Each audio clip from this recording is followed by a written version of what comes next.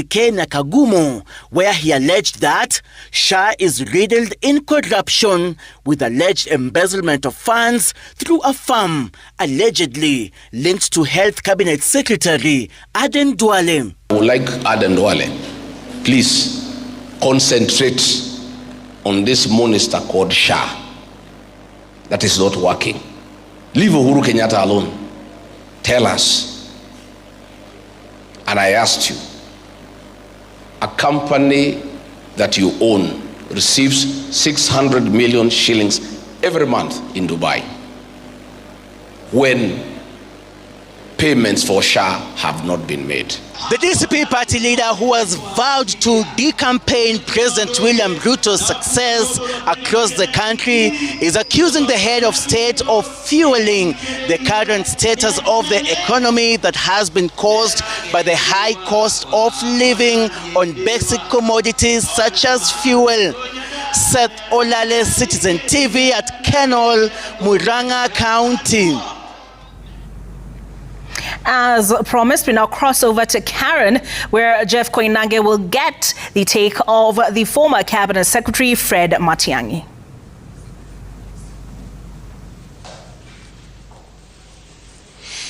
Thanks so much, Olive. We are live in Karen with a man who was Interior Cabinet Secretary for a while here in Kenya, and then got a job with the World Bank and decided to come back and wants to make a run for the presidency. I'm talking about Dr. Fred Matiang'i. And Dr. Ari, good to see you. Thanks so much for being with us tonight. Thank you. You heard about the world global prices going skyrocketing. In Kenya, people are suffering. You know this, as we are. What would you do if you were in President Ruto's place?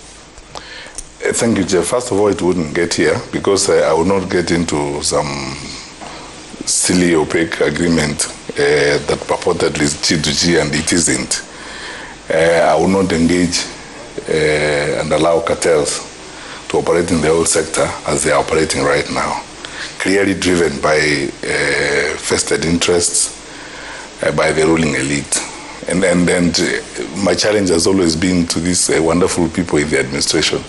If they think everyone else is wrong in raising issues about the agreements they have signed, why don't they publish it? I don't understand why we sidestep NOC to go into these agreements with private companies. I don't understand why the loading bay for Gulf oil at Industrial, I'm told, is side by side or next to NOC. I don't understand how we got here in the first place. NOC was created specifically to address these issues of mediating and stabilizing the oil marketing sector in times like this. So I honestly cannot blame the challenges we are facing right now on what's going on in the Middle East. Some of this is man-made. It's because of how we are engaging and how we are dealing with that sector as it is. I was in government in 2021 during the Ukraine-Russia challenge, and that time the global prices had gone to about 150 per barrel. I remember very, very, very clearly President Kenyatta struggling with the IMF and the other people to insist on subsidies to stabilize the prices at that particular time. It was justifiable, but although there have been fluctuations recently, quite frankly, I think with in the Middle East right now are an excuse rather than the real reason why we have the prices. Dr. The president has, or the government has spent over 6 billion shillings in fuel subsidies and slashed VAT from 16% to 8%. How much is enough? Well, see, the question is that those prices have not stabilized. We don't know what the agreements are in the agreement under this G2G arrangement. We don't know what markups are involved in this. So whether or not they bring the prices down, I mean the VAT down to 7%, spend 6-point-something billion in the stabilization, I think still they're going to have to spend more money, in my view, because the prices are not going to stabilize completely for a while now. They're going to have to go to the oil stabilization fund and spend some more money to stabilize the prices. The question is, how long is that going to happen? Because I hear that agreement has now been extended, that G2G, so-called G2G agreement has been extended to September next year. So I mean, it's anybody's guess whether or not we are going to see a stable environment in the oil sector. Okay, so now critics say you and your colleagues don't seem to have any alternative to solving this fuel crisis. What do you say? The alternative is, if we were in government, first of all, we would not sign that kind of G2G arrangement. If we were in government, if I was president today, I would revamp NOC and ensure that NOC is doing its rightful role in this. Private sector companies and cartels in the marketing sector will not be involved in this. We would face the crisis that we are facing. So the solution is, that is why we are asking for the replacement of this administration, so that we can provide Kenya with a better government, more responsible leaders, a trustworthy people, looking after the affairs of our country. How can it be that you have a crisis such as you do in the country right now, and nobody is willing to directly answer the questions they are being asked? Every time questions are being raised, they respond to them with insults and so on. What is so difficult about publishing that agreement and explaining to the people of Kenya, or at least if they don't want to go public, why can't they go to Parliament and face Parliament and say, this is the agreement, this is what we signed, this is how it affects the people of Kenya, and so on and so forth? Have you had sight of that agreement yourself, Jeff? Have you seen anything about it? Are you the alternative? I believe I am. We'll take a break, come back, talk a lot more. Dr. Fred Matiang'i is in the house, or we are in his house here in Karen. We are live, talking about a lot of issues, a lot of questions. Can this be the man to take on President William Ruto in 2027? What are your thoughts? Keep tweeting at Koinange Jeff, at Citizen TV Gang, the hashtag Sunday Live. Go back to the studio. Olive Burrows, what you got? All right, Jeff, I have more stories lined up, but don't worry, we will be hearing more from the former Cabinet Secretary, Fred Matiang'i, on his promise in a short while. Health Cabinet Secretary Aden Duale and the Democracy for the Citizens Party leader, Rigathi Gachagua, are back at it again over the status of SHA. While Gachagua maintains claims that the National Medical Scheme is on the brink of collapse, Duale defended the stability of the health scheme, insisting it is fully operational and delivering services to millions of Kenyans. The CS outlined the scheme's financial sustainability, saying it has already raised 169 billion shillings from contributors and paid 130 billion shillings to health facilities, and asked the former deputy president to stop inciting Kenyans. Emily Chebet with that back and forth. Speaking during a fundraising drive for an endowment kitty for Madrasa Tul Tofik in Wajir County, Health Cabinet Secretary Aden Duale defended himself against claims by the Democracy for the Citizens Party leader Rigathi Gachagua that the CS is drawing 600 million Kenya shillings from SHA through a company he owns in Dubai. One of the most hard-working IT company in our country, you link it to me. I told you to bring CR Tolof whether I am the owner. Hukulete, sasa umeenda Dubai. Ati mimi niko na kampuni Dubai. I am challenging you. I am ready to pay for your air ticket. We go with you to Dubai and go and show the people of Kenya. CS Duale accused the former deputy president of misleading Kenyans and more SHA beneficiaries. Uliambia walimu ya kwamba they are not served very well under SHA. I want to tell you for free.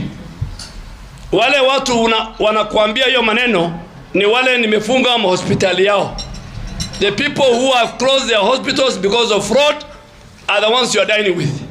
And you cannot scare me. Duale outlined the financial stability of the medical scheme, which he said paid billions of shillings to settle medical claims to health facilities, a position reiterated by President William Ruto. Tomorrow, on Monday, we will be paying 13 billion shillings from SHA to our hospital facilities in Kenya for this month only. 13 billion is money that used to be collected in almost 6 months under NHIF. Today, teachers can access 6,000 hospitals, including all the referral hospitals. Level 6. When in the old system, they were only accessing 600 facilities and one level 6. Duale wants the DCP party leader to prove his claims that the medical scheme is collapsing, accusing him of playing politics with a system that has proven its stability. Emily Chebet, Citizen TV, Nairobi. We take a break on Sunday Live, but on the other side, we have more stories, including the latest on the property dispute involving the former Cabinet Secretary Raphael Tuju, and we'll be hearing more from the former Interior Cabinet Secretary Fred Matiang'i. Stay tuned.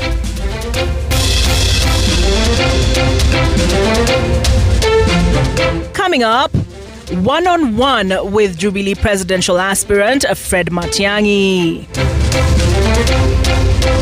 Angukia ofa ya own collection msimu huu upate discount moto when you pay and carry your order from Royal Mabati Factory Limited on the same day. Get corrugated and box profile at 353 shillings per meter. Call us now on 0722 638383.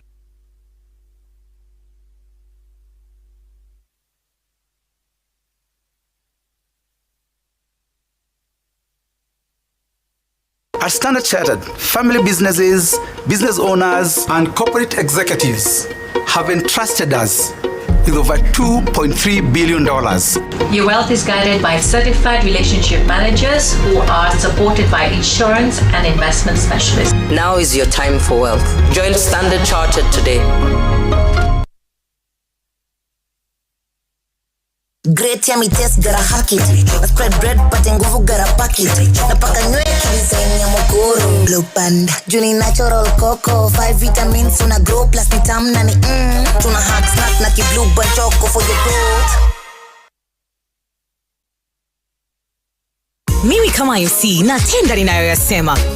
Nimekuwa kielelezo kwa mara nyingi. Ni sawa. Hakuna shida. Asante kwa Ariel Liquid mpya ni nzuri. New Ariel Liquid kwa mashine za kufulia huondoa madoa sugu kwa mosho moja. Experience the power of the ultimate glow in our new revitalizing formula. With 3 times more oil-infused serum, Vaseline Lotions penetrates and restores your skin's natural moisture from within, while boosting your natural glow on the outside. No need to add extra oils or glycerin. Feel the difference. See the power of the ultimate glow. New Vaseline Lotions.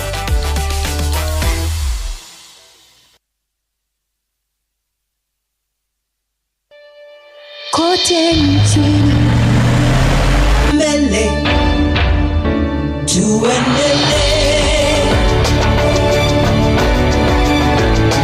mbele Kenya tuendelee, Kenya tuende mbele. NCBA, go for it.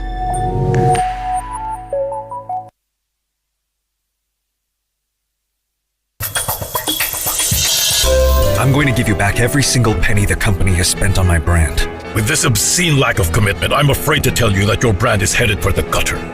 What? What's going on? Why are you crying like this? What are you not telling me, Mar? Pamela, I didn't know you were here. Listen, I just heard you say that Juan was with Mar earlier. Is that true or isn't it? If you tried to do anything against my sister, I promise you this. Nothing in this world can protect you from my wrath. what a lovely day. It's raining. Let's go out tonight. Now I'm pouring. You know, it's not so bad to keep.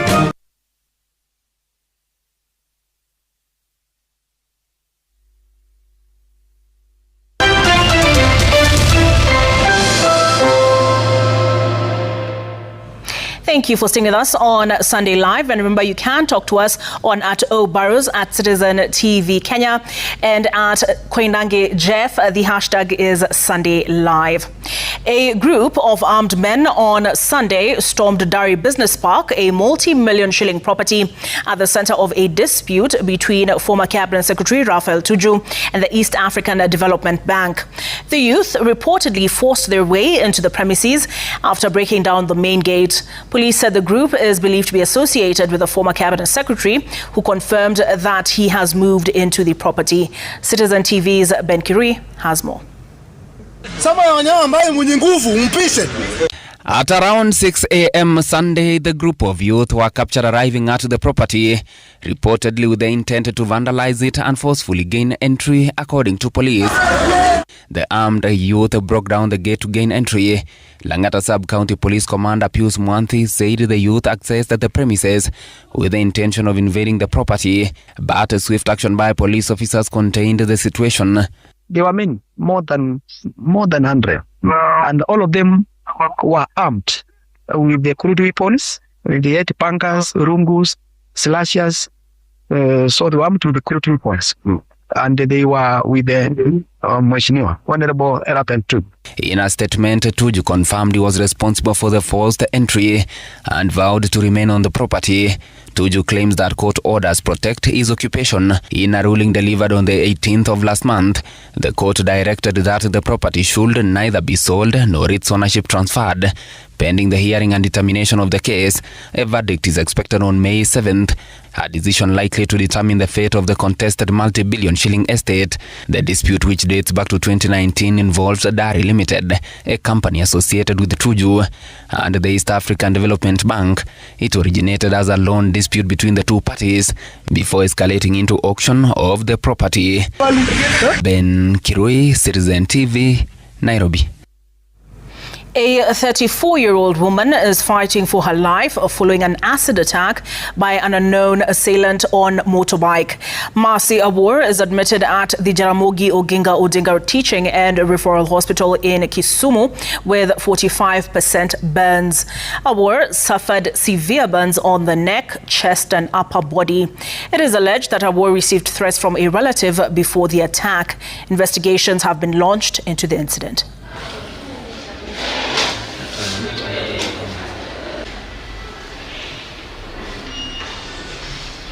Nilikuwa naenda kwa nyumba nikishafunga kasi yangu, na nilikuwa natembea kwa nyumba kwenda kwa nyumba kwa distance kidogo tu, nikakutana na watu wa bodaboda.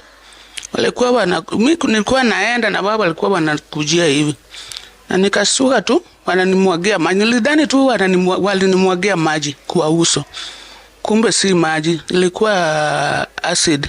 Niligundua tu acid ni acid kama nilishachemuka yote.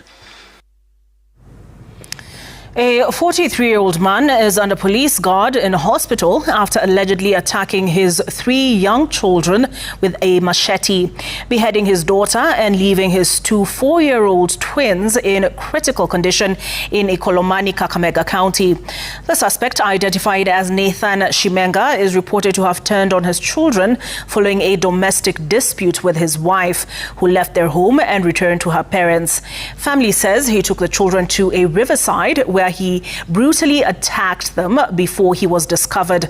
The 4-year-old twins survived but remain in critical condition at the Kakamega County Referral Hospital. According to police, Shimenga was later apprehended after being attacked by angry villagers.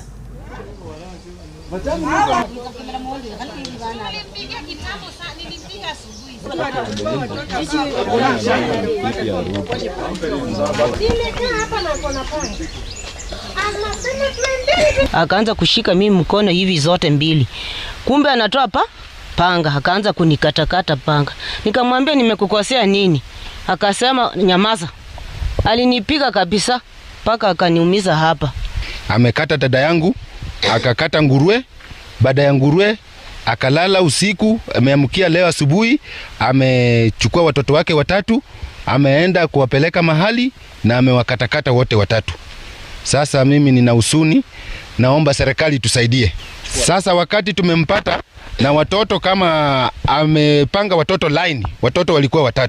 Amepanga watoto line na ameshika panga nyuma. Sasa wakati tumefika hapo, akatuambia mlikuwa mnatafuta mimi, na ndiye amechukua panga na kuanza kukata watoto. Akakata mtoto wa kwanza akakufa hapo na hapo. Wa pili akaanguka chini, wa 3 akaanguka chini. So sad. ODM party officials have told their broad-based partners, UDA, that zoning is there to stay, vowing that ODM strongholds should remain unchallenged. Party chair Gladys Wanga and minority leader in the National Assembly, Junet Mohammed, who are in Kendu Bay for a funds drive, called on the youth to rise up and defend the party. wachana na sisi. Na waacha na mambo ya ODM. Na wachana na mambo ya kuongea mambo ya wanga, kila siku wanga, Junet, Julio Buru, wachana na sisi. Wewe shughulika na chama yako ile ya village party. We have a national party to deal with here. So don't talk to us about this, nini, ile. Wewe zungumzia maneno yako. Tunajua pale tunakwenda, chama yetu ni ODM, serikali yetu ni broad based. 2027 tumejipanga, tutakuwa na serikali yetu kama ODM ambayo ODM imetengeneza, na tutasaidia watu yetu kwa hiyo njia ya maafa, njia ya maandamano, njia ya kiujinga, njia ya kupiga risasi watu yetu. Tumefunga hiyo njia. Kama wewe unataka kwenda bibi yako, enda peke yako.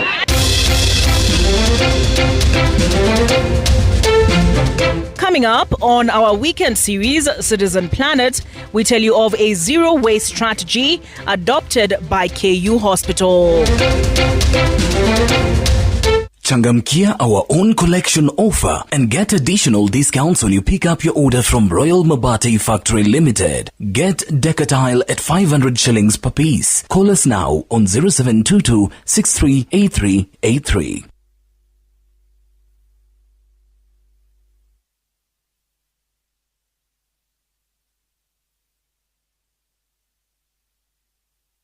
Citizen Duca, the home of discount. Are you building? Then you know roofing means you're almost home. At Citizen Duca, we provide premium glossy mabati crafted for durability, protection, and backed by warranty on every mabati you purchase. Box profile glossy, sleek, modern and bold style, corrugated glossy, strong and timeless, plus many other reliable mabati profiles to choose from. High quality, weather resistant, a shine that lasts for years. Order easily at citizenduca.com. Select Vintage Mabati or simply WhatsApp your order to 0710-487-487 and we will deliver straight to your site for free. Citizen Duca, your home of discounts. Citizen Duca, the home of discounts.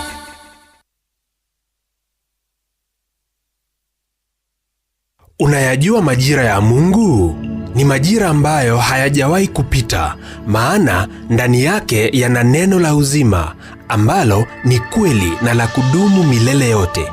Haijalishi habari zako zinasemwa vipi ama wananena nini juu yako, tambua na kuamini kuwa Mungu ameruhusu haya kuwa ni majira yako ya kufutwa machozi kutoka kwenye hilo daraja la muda mrefu na kwenda hatua nyingine. Haya ni majira yako ya kicheko cha ushindi. Amini kuwa kwa kila jambo kuna majira yake. Dial *811*382# to get majira. Looking for a course that leads to real opportunities? Join Thika Institute of Business Studies today. We give you the perfect chance to pursue your dream career in hospitality, journalism, health sciences, ICT, cosmetology, fashion and design, business, engineering, tourism, driving, and many more. At Tibbs College, learning goes beyond the classroom with practical training and attachment opportunities that shape your professional journey. Tibbs College, the highway to future success.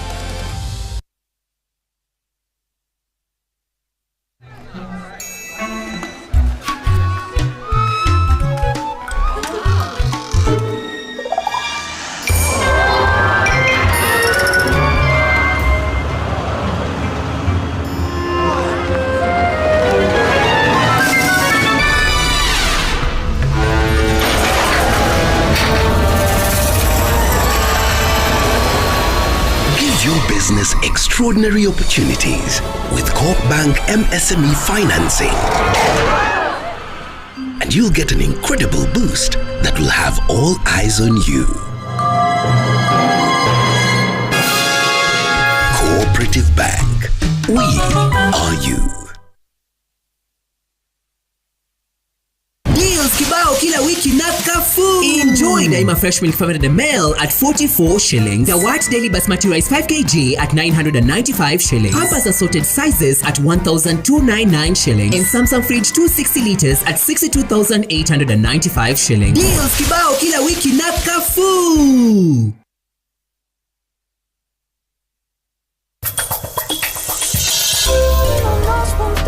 the last time, everyone.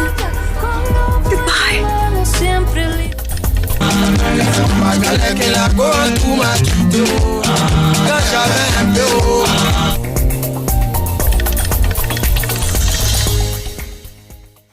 Ready to turn your ambition into a global career?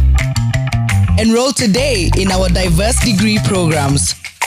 Learn today, lead tomorrow. USIU Africa, education to take you places.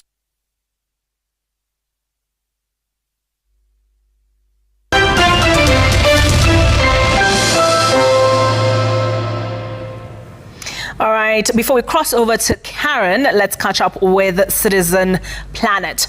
Waste is now a major driver of the climate crisis, accounting for nearly 10% of global greenhouse gas emissions.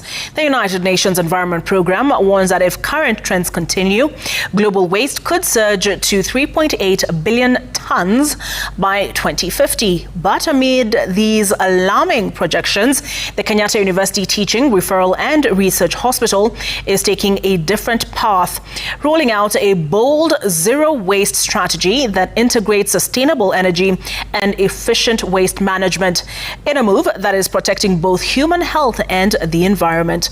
Our reporter Susan Ndunda has more.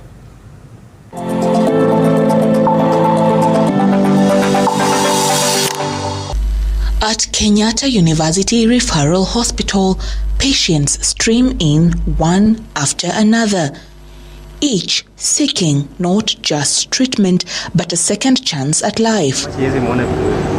The facility's lush green surroundings meld seamlessly with its modern infrastructure. The rustle of trees and the gentle morning breeze paint a calm, natural rhythm, a rare harmony of healing and nature.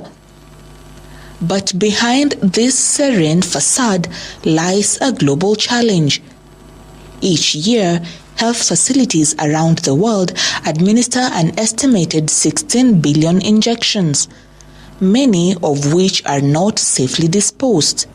In a 2024 scientific study published on the Scrip platform reveals that hospitals in Kenya generate between 0.61 and 1.03 kilograms of waste per bed daily. Here at KU Hospital, that reality is being confronted head-on. Strict measures aligned with the Ministry of Health's guidelines have been put in place to ensure hazardous waste is handled safely and responsibly. Color-coded bins strategically placed across the facility enable staff and patients to segregate waste at source, streamlining disposal, reducing risk, and boosting efficiency in waste management. Tunatofautisha ile takataka tuna generate kwa zile types kama general waste, highly infectious waste, cytotoxic waste za cancer, na pia radioactive waste zile zinatokana na radiation. Tunaweka kwa zile plastiki ama liner bags zenye color tofauti kulingana na ile waste tunapata, alafu tunazitransport, tunapeleka pale incinerator, but zile takataka za kliniki kama medical waste zinachomwa directly in a process called incineration. Where we expose it to high heat temperatures between 800 to 1,000 or 1,200 degrees Celsius, where it burns completely into ash that is harmless even to humans and also harmless to the environment. Proper waste disposal not only protects the environment, but it also prevents the spread of diseases. Kwa humans, ina ensure that hatuna zile viini za kusababisha magonjwa. So tunahakikisha kuwa hiyo takataka inamenejiwa vizuri ili viini zisiende kwa hewa, ifike kwa environment, isababishe magonjwa mbalimbali kama lung cancer. According to WHO, poor waste management has led to close to 5% of most of the diseases that are airborne. Overlooking the scenic landscape, a modern incinerator stands tall, a silent but critical guardian of public health. Day in, day out, the facility processes and safely disposes of hazardous medical waste, marking the final stage in the hospital's waste management cycle.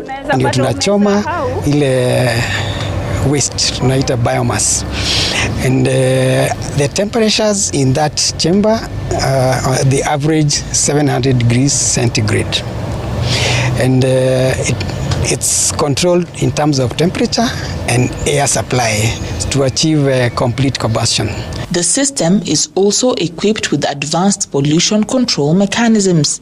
The pollution control is whereby you extract any particulate matter as well as any pollutants to avoid it getting into the atmosphere.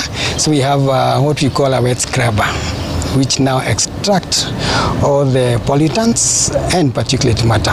The excess heat produced during incineration is then captured and is used for heating water used in the wards.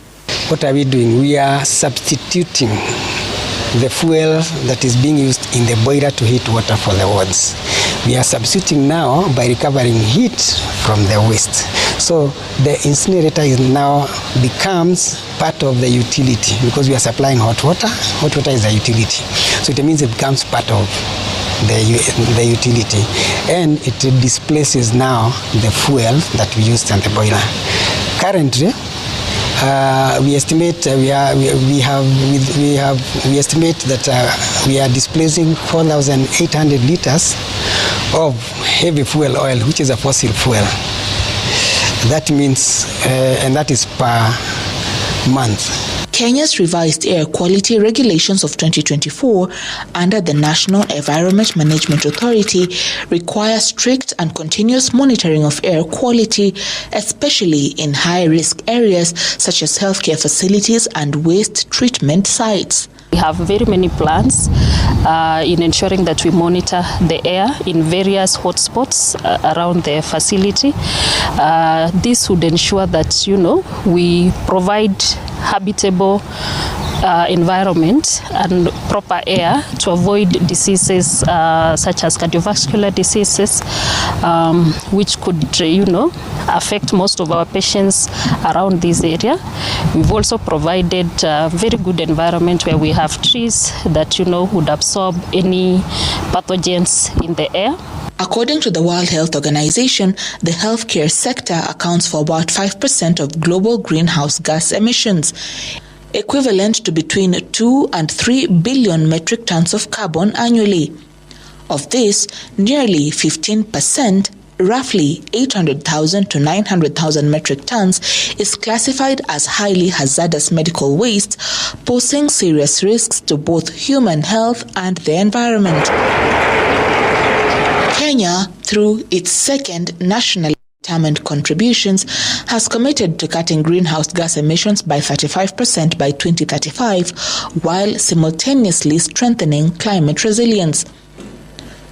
And initiatives by facilities such as the KU Hospital could play a crucial role in helping the country deliver on these ambitious climate targets.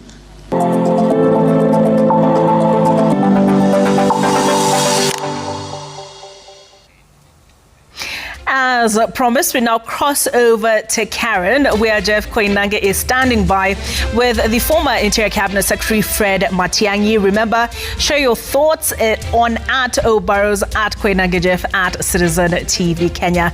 Jeff, the floor is yours.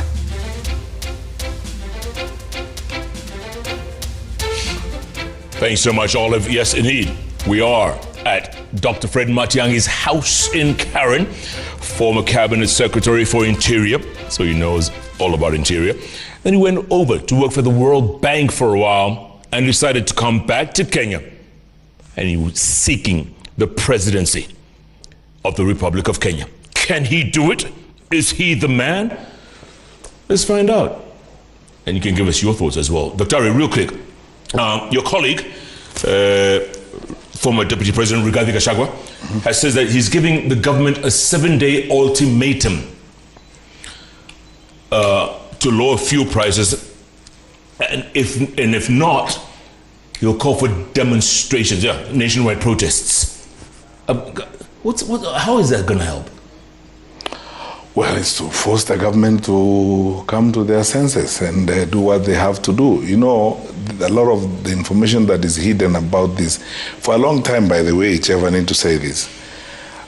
Members of the public have been calling for transparency and accountability in the manner in which this matter is being handled in the oil sector. And a lot of things in the economy. You know, you wake up in the morning and you're told 6.5 billion has disappeared from incident. 20 billion has disappeared from the school bursary fund.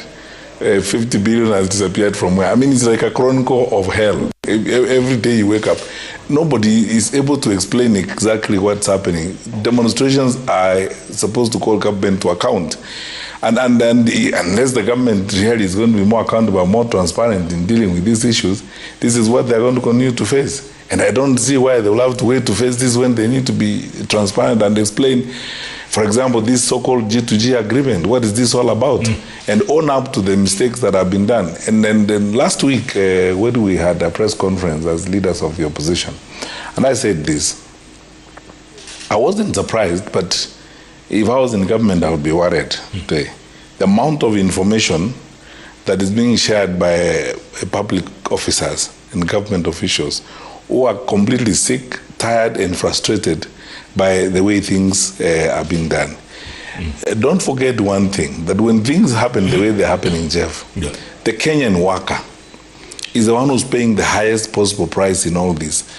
Look at the taxation left, right, and center, and the dwindling earnings. The payslip means nothing. The lives of all workers in Kenya, whether they are in the public service or outside of it, is almost hell. I am not surprised that they are now cooperating with the opposition. They are giving information that we need and that we should know. They are putting this information out. So the government should step up and be more transparent and accountable about this. Where is the 30 billion shillings cumulatively? The calculations are done by public servants and people in the oil sector about how much money has been made by individuals or people in the administration as a result of this G2G agreement.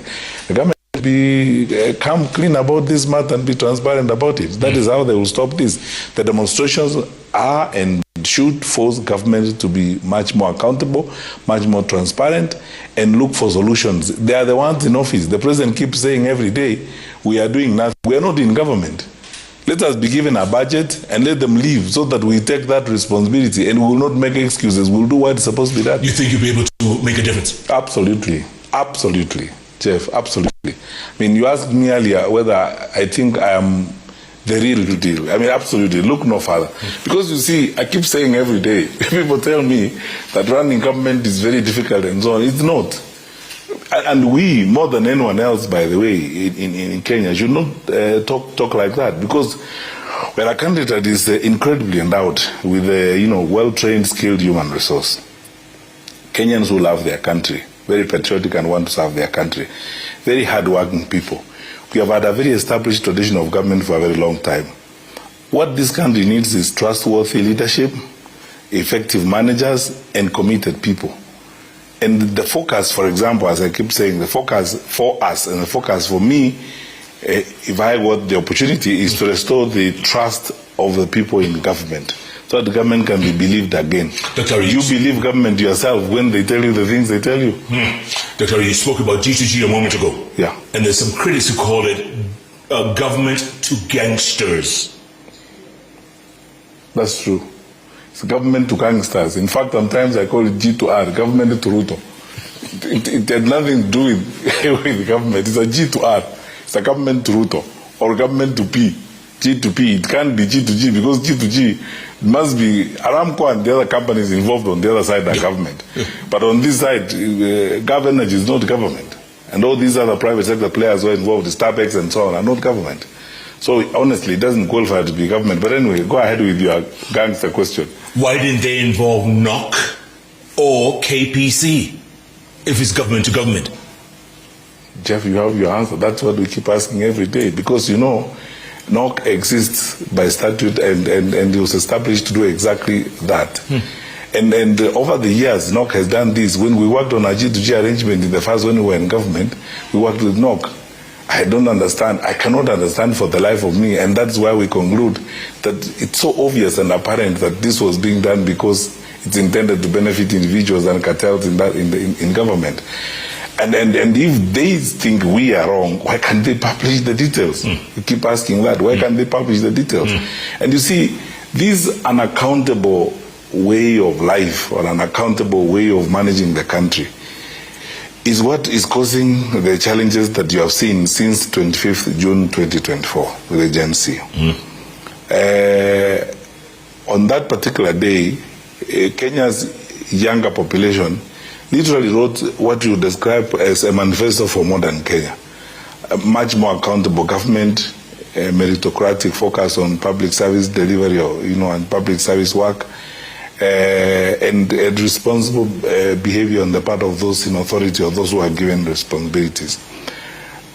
That is what is lacking. Things happen here and they are always swept under the carpet. When you raise questions about this, or when anybody raises questions about it, it is shrouded and covered in public relations, propaganda, and lies at best. But in most cases, you will see politicians allied to the administration engaged in insults and so on as a way of responding to this. So I agree with my colleague Rigathi Gachagua, and I agree with the Kenyans who feel that if the government is not going to be more accountable, they have to be forced to be accountable.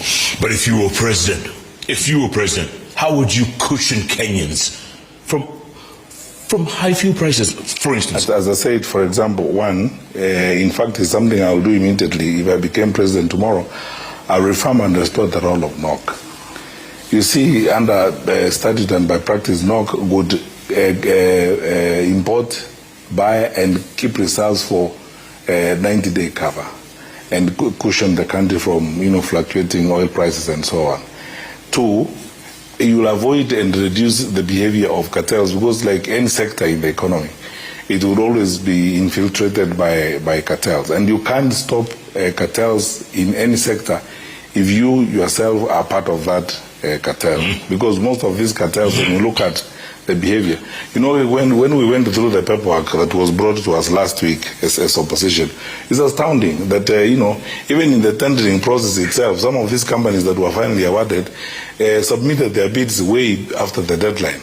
In other words, laws and regulations, even on tendering, are broken left, right, and center, because those companies enjoy patronage by those in the administration or by those in power and in leadership. Absent of a transparent and effective way of management, Jeff, we are going to be spending all our time on very nonsensical public relations exercise. And that is why, as for me, the next general elections are not ordinary elections. They're not a question of going to the ballot and seeking leaders. We are not seeking to replace these current leaders, so that I sit there and continue doing the things that the current leader is doing, so that I go to start eating from where he has left. It has got to be real change, and change to be felt, and change to be experienced by the people of Kenya. If we are not going to do that, then honestly, we would rather not even get involved in what we are doing. It's just a waste of time. Yeah. This country needs fixing, and we know the challenges of this country. Let us be very forthright about them. Let's go straight forward those challenges and resolve the challenges. They can be dealt with. They can be resolved. There are many times in the past when, for example, I was in government. In 2015, 9 out of 10 people I spoke told me it's very difficult to fight examination cheating. The cartels are established. They go after everybody. Yeah. Sometimes they are very well connected in various levels of government and so on. And I discovered it's not the case. And we faced down with them and cleaned up the sector. And in the process discovered that most Kenyans actually want a fair system of management that works for all of them. They want a fair shot. Most Kenyans are interested in systems that work. What they lack in most cases is trustworthy leadership, people they can trust. You were at the forefront of CBC. Yes. Which is now CBE. Yeah. What do you think of it right now? What are your thoughts? There's nothing wrong with the curriculum, Jeff. There's everything wrong with the way it is being implemented now and the way it's being executed. You see, I've had all these statements that people keep making about the curriculum, or there's a problem with the curriculum. There's no problem with the curriculum. These good people, even if you gave them 844 or 7423, they would still not manage to implement it. Because it's a classic case, and I hope you give me time to explain this. It's a classic case where the president has made poor decisions, poor deployment, of personnel in essence about it. And actually the government is not paying attention to what is happening in the education sector. And as a result, you can see the chaos. There is only one word I always use to describe the education sector in the country as it is right now, chaotic. And I am determined, because I don't want to spend time describing the problems and whining about them and so on. I keep saying, this is one area where I would, and everybody knows this is one area where I have complete coverage and understanding of. I would clean it up if I had the responsibility myself, and this is what we would do. The transition to a new curriculum started, first of all, as part of transitioning our country to a new framework of skills development. That is why we chose a competence-based curriculum. Now it's competence-based education, fine. We took this so seriously enough that President Kenyatta appointed a PS in charge of that curriculum implementation, who would harness and put together officers to work on this. Then we started working on putting aside special budgetary allocations for the implementation of the curriculum, because this is a critical aspect of the development of our country. Because the way it's being done now, we are losing, our children, we are losing a generation.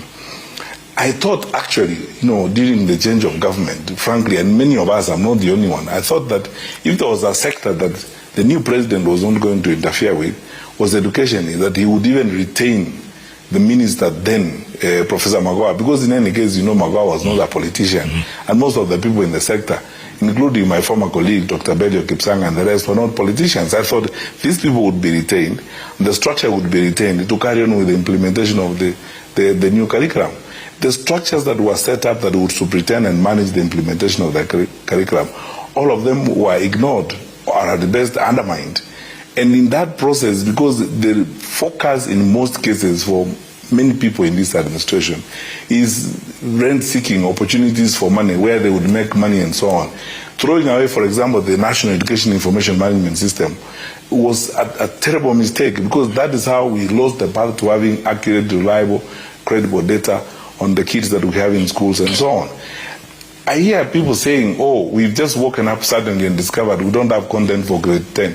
What were we doing 2 years ago? Because this is something we should have planned from 2 years ago. So you can see clearly there's poor planning, poor deployment of personnel. And even then, when Belio Kipsang remained as the PS, Minister of Education, who understands what needed to be done, what did the president do? In a recent reshuffle, moved Belio Kipsang out, brought another PS who sometimes, frankly speaking, to be fair to him, is totally at sea. So if you have a PS at sea, a minister at sea, there is no focus on this. 4 years have gone, and you have not seen even consultative work or movement going on within the sector, where all the sector players are put together to keep reviewing what's happening in the sector step by step to go forward. So it is irresponsible, as you can see. It has nothing to do with the curriculum. It has everything to do with the poor management of it. Dr. You worked for the World Bank for a while. Is it true that the World Bank has rejected this whole infrastructure fund? Well, the things which I respect institutions, Jeff, and I do not have the authority of the institution to talk on its behalf. And I don't want to gossip here, because I have to be very responsible about how I relate with institutions. The World Bank is a very credible institution. It has structures of communication. It has structures of interlocution between government and itself, and they will do that. I would rather leave that to the bank to engage on. I don't want to comment on things on behalf of the bank. But is it true? I don't have the authority. Is it fair for the government to go and borrow funds for stuff that they keep backtracking on? Of course it's not. And it's laughable when I saw, someone arguing that securitization of that infrastructure fund that was being put up is not dead. It's some things, as I said, you don't know how to laugh or cry. I mean, it's dead by any other means. And we've been here before. We have engaged with, those institutions before when we were in government. People should see and then when you work on that framework without sensible legislation, it sidesteps all structures of accountability and so on. So what do you actually expect? Do you expect that other people are supposed to clap for you and accept it and move forward with it? But anyway, I would rather leave the institutions that have the mandate to comment on that, I would stick to what I would do myself and what I plan to do and the solutions that I think are appropriate for our country. Okay, what about this importation of fuel recently, right? They arrested some officials and then nothing happened. If you were in charge, what would you do? Jeff, I want to be very blunt on this matter. This is where I draw a line myself on this issue of politics. The challenges of our country are known, and the problems we have in our country are known. Most times we just engage in sometimes very unhelpful public relations. The criminal activities that happen in this government and some of the things that our administration here is tolerating are matters that can only be solved if you have firm, effective leaders. If I have an opportunity, I pray, if I'm so blessed and so lucky, be favored by Kenyans to be given that opportunity to play that role, there are certain things I would not do, and there are certain things I would not stand. And I won't go before the people of Kenya to say such silly things like we arrested people with adulterated fuel and we let them go away. Go where? People will be called to account. We have to be firm and serious about the things we do. Jeff, discipline is destiny. If we are not disciplined, we are not going to run a country. All these jokes we keep telling each other here about going to Singapore and so on, we are going nowhere if we are not running a disciplined and effective government. And people should be called to account. If I had the opportunity myself, I'll call these people to account, including having some of them locked up. Because we have been on this trajectory for far too long, where things happen and we laugh about them. This is impunity. Every sector you look, there is a law breaking that shocks you when you go forward. Yeah. And you ask yourself the question, these guys asked for an opportunity to lead the country, not to loot it. The president is elected to govern the country, not to own it. It's so that you make your contribution, you govern the country and you go, not own the country. What you see going on is an attempt to own the country. And that is totally different from governing a country. And then you keep asking, what did they ask an opportunity for? Other than looting the country, they were saying they want to lead the country which direction? And even then, by the way, when people run for election, those ones who have been telling us every day, by the way, the opposition have no agenda and so on and so forth. We want to continue, give us another term. The question I would ask them, give you another term to do what? It's good that they are telling us, let everybody put their track record on the table. I am willing to put mine for the 10 years I was a cabinet minister. Let them put theirs also. And let the people be the judges and conclude. But this merry-go-round that we are experiencing here cannot go on. We are declining in the education sector. I suspect, I've not looked at the recent statistics, I suspect our dropout figures are going back to the back years. In the security sector, we are suffering so much. We are seeing crazy things, where goons and police are almost operating side by side. And you cannot tell me, I was a minister for security, you cannot convince me that the regional security committee in Kisumu does not know who's effecting that nonsense going around and trying to do what they're doing. I'll get to Kunism in a moment. Well, Dr. Ari, real quick, who should take responsibility for what's happening in this fuel crisis mess? Is it Wandai? Is it EPRA? Where does the buck stop? Jeff, the buck stops at the desk of the president. That's it. These people work for him. If they're not doing their job, he should do a decent thing about them. That's where the buck stops. And that's why I keep saying, I am conscientiously seeking the opportunity to lead this country, seriously. I promise Kenyans, I will not make excuses. I will not wake up in the morning and make excuses for not doing what I was supposed to do. You'll make heads fall? Oh yes, and even worse than that. Call people to account. Because you see, you can't run a country in this kind of manner. If these people are letting the president down in the manner of things, why can't the president go ahead and sort them out? After the Gen Z protests in 2024, yes. The president himself said on national TV, and we watched the TV, said, my cabinet probably would have done better, and so on and so on. Who appointed them? And for whom do they work? These are the issues. All of us have got to be held to account as it is. Kenya's problem is governance. 50% or sometimes probably even more, Jeff, of our challenges and problems have nothing to do with money. How much money do you need to ensure that NOC operates the way it's supposed to operate? Have the right board, have the right CEO, and have them mediate the marketing sector? How much money do you need to ensure that the public officers do the right thing in managing the education sector?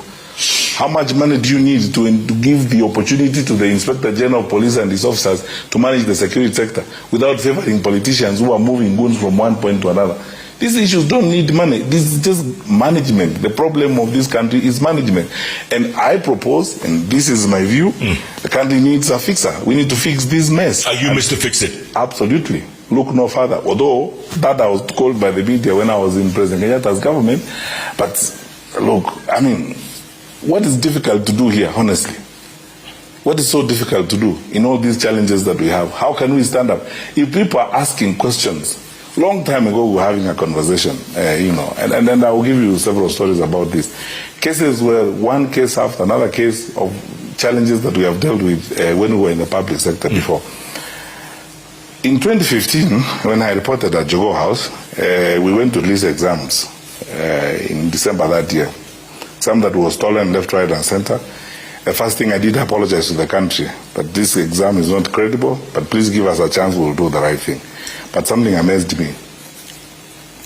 At Caledonia, at the National Examination Headquarters, when we arrived there to release exams, and I want to demonstrate to you that change can actually happen. I found traditional dancers, food cooked, everything, what? So I asked the PS, why are we doing this? We're just here to release exams. Why do we have to ferry dancers and all kinds of things, It's primitive. What are we doing? He said, this is how it is done, and so on. So I asked him, how much money did this cost us? 5.5 million. That morning only, 5.5 million gone, we are just releasing exam results. I told him it will not happen another day when I'm minister here. The following year, after we briefed the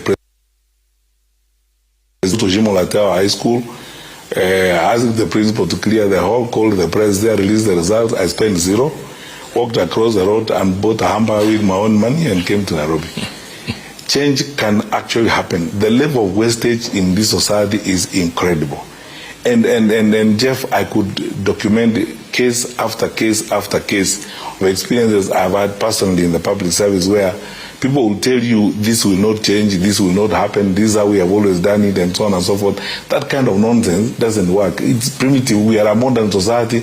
Kenya is a serious country. We should be fair to ourselves and fair to our people and give them a credible, serious government. And yet, people get away with this. Look at these officials who were arrested, and then nothing happened. I mean, they resigned.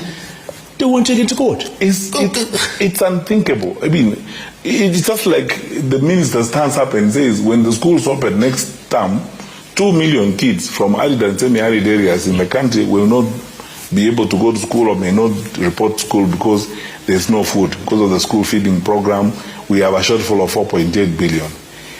That same day, he's actually addressing the press. The president is meeting 12,000 women at the State House, gives them each 10,000 shillings.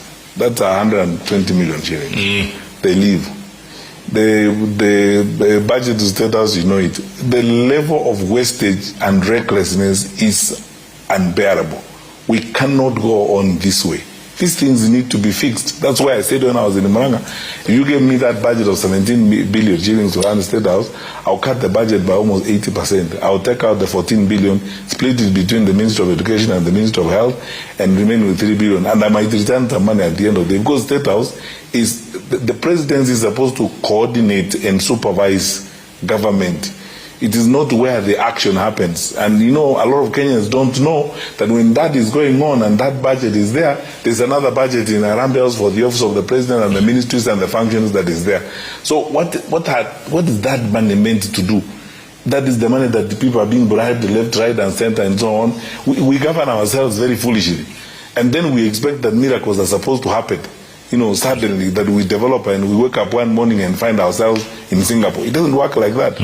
Time is here, Jeff, for firm, serious management of our country, fixing these messes so that we ensure that what we are leaving our children and our children's children is a clean, responsible country. Speaking of messes, goonism. You were Interior Secretary back then, Cabinet Secretary. You control the whole interior. Now look at goons controlling events. We had back then, And I want to thank the late Joseph Nkaiseri, General. Great man, you know, when President Kenyatta gave him responsibility, pulled together several generals, General Philip Kamero, then Director General National Intelligence, and a good number of people, and they put up together a solid arrangement of what we used to call the MAT, the multi-agents team, where all agencies sit together, they share information and so on, and share resources also, because, you know, acting in silos also wastes resources. Yeah. That is how we negotiated a lot of things. You know, when I hear, for example, you know, the things I hear of, and I feel like I would collapse with anger and frustration. How can we go back to a time we were saying police officers do not have fuel and they cannot move around? And so these things are very, I mean, if I had authority today, because I am saying I'm not going to use this opportunity during this show to describe our problems and whine about them. I would rather say what I would do. The system we had in place, the medical cover for the police, was effective. I would actually cancel this one if I was president today and reinstate the one we had before, so that officers feel well taken care of and given responsibilities and so on. I would respect Article 273 of the Constitution, especially in terms of the security sector deployment. There is over-ethnicization and over-politicization of deployment in the security sector. Go to some parts of this country, you find the senior officers in the security community are coming from one ethnic community and so on, for one particular reason. And then now, I have noticed, I'm sorry to say this, and I hope my former colleagues who are in the sector will forgive me for saying this, and I can see it. I mean, I was Minister for Security. I can see it. When you talk to these officers and when you talk to these people, you can see it. The loss of morale and discouragement is all visible, even in the senior ranks of the force. It's very easy to find a senior officer who will talk to you and tell you about how they are frustrated by the decisions they make and they are not respected and so on. The secret, it's not rocket science. It's to let these institutions work their independence. The Inspector General's office is an independent office. If the Inspector General is left to work on its own without political interference and all manner of nonsense, he will contain this business of goons and so on. In any case, by the way, there's no direct role for the PS and the Minister in managing the security of the country as it is. This responsibility lies with the Inspector General. He comes for policy guidance and policy advice from the Minister and the PS. And the people acted fairly. There are cases where, for example, I can tell you, and I don't want to go into details, there are cases where we dealt with, and then one time we had a problem in a part of the country, I went there, and then the security people are telling me, oh, by the way, there's a politician who's involved here, and he's supposed to be a Jubilee guy, and we are wondering whether we should deal with him, or the president will not be happy, and so on. I said the president has never told me that he will be unhappy if we arrested a criminal. Whatever the criminal is, whichever party belongs to, I don't care. And I'm not going to ask the president such a silly question. Do your work, arrest that fellow and let him face the law. That is what's supposed to happen. And would you tell people who say that these goons are working together with the police? I mean, they're working hand in hand. I believe them. I believe them. And I tell them that is because of the failure and the dysfunctional nature of the security sector. I believe them. Because you cannot convince me, because I know the capacity of our security sector. I understand what we can do and what we cannot do. Jeff, I was in that sector. I know the people who work there. I will tell you, Kanja was the GSU commandant for the entire time I was a Minister for Interior. I know Kanja is a very good policeman. In fact, probably one of the best police officers that this country has ever had and trained. I know Nudin, the Director General of National Intelligence Service. We worked together. He was the DPP at that particular time. We used to attend sometimes the National Council for Administration of Justice together and others. These people understand what needs to be done. I can't second guess them. I mean, the DCI was in the police service when I was there.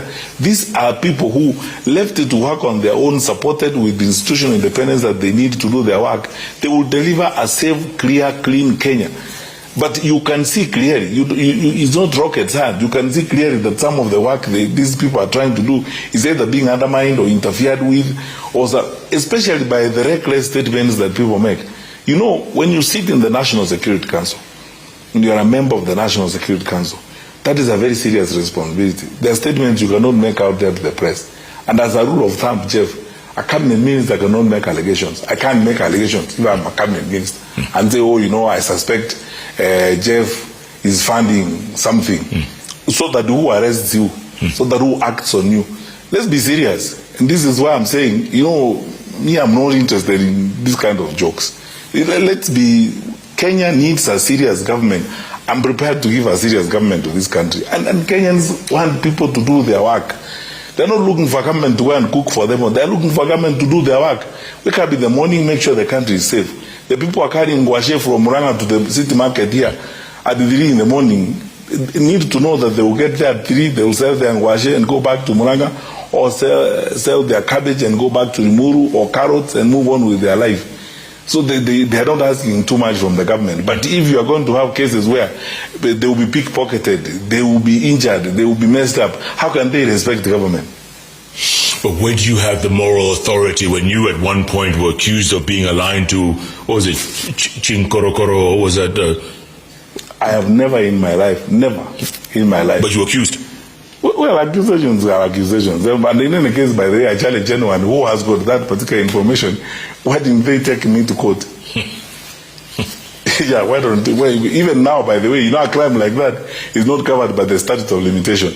Even now, they can take me to court. Even when I'm 80 years, they can take me to court. They are free to do so if they have evidence. But then take me to court.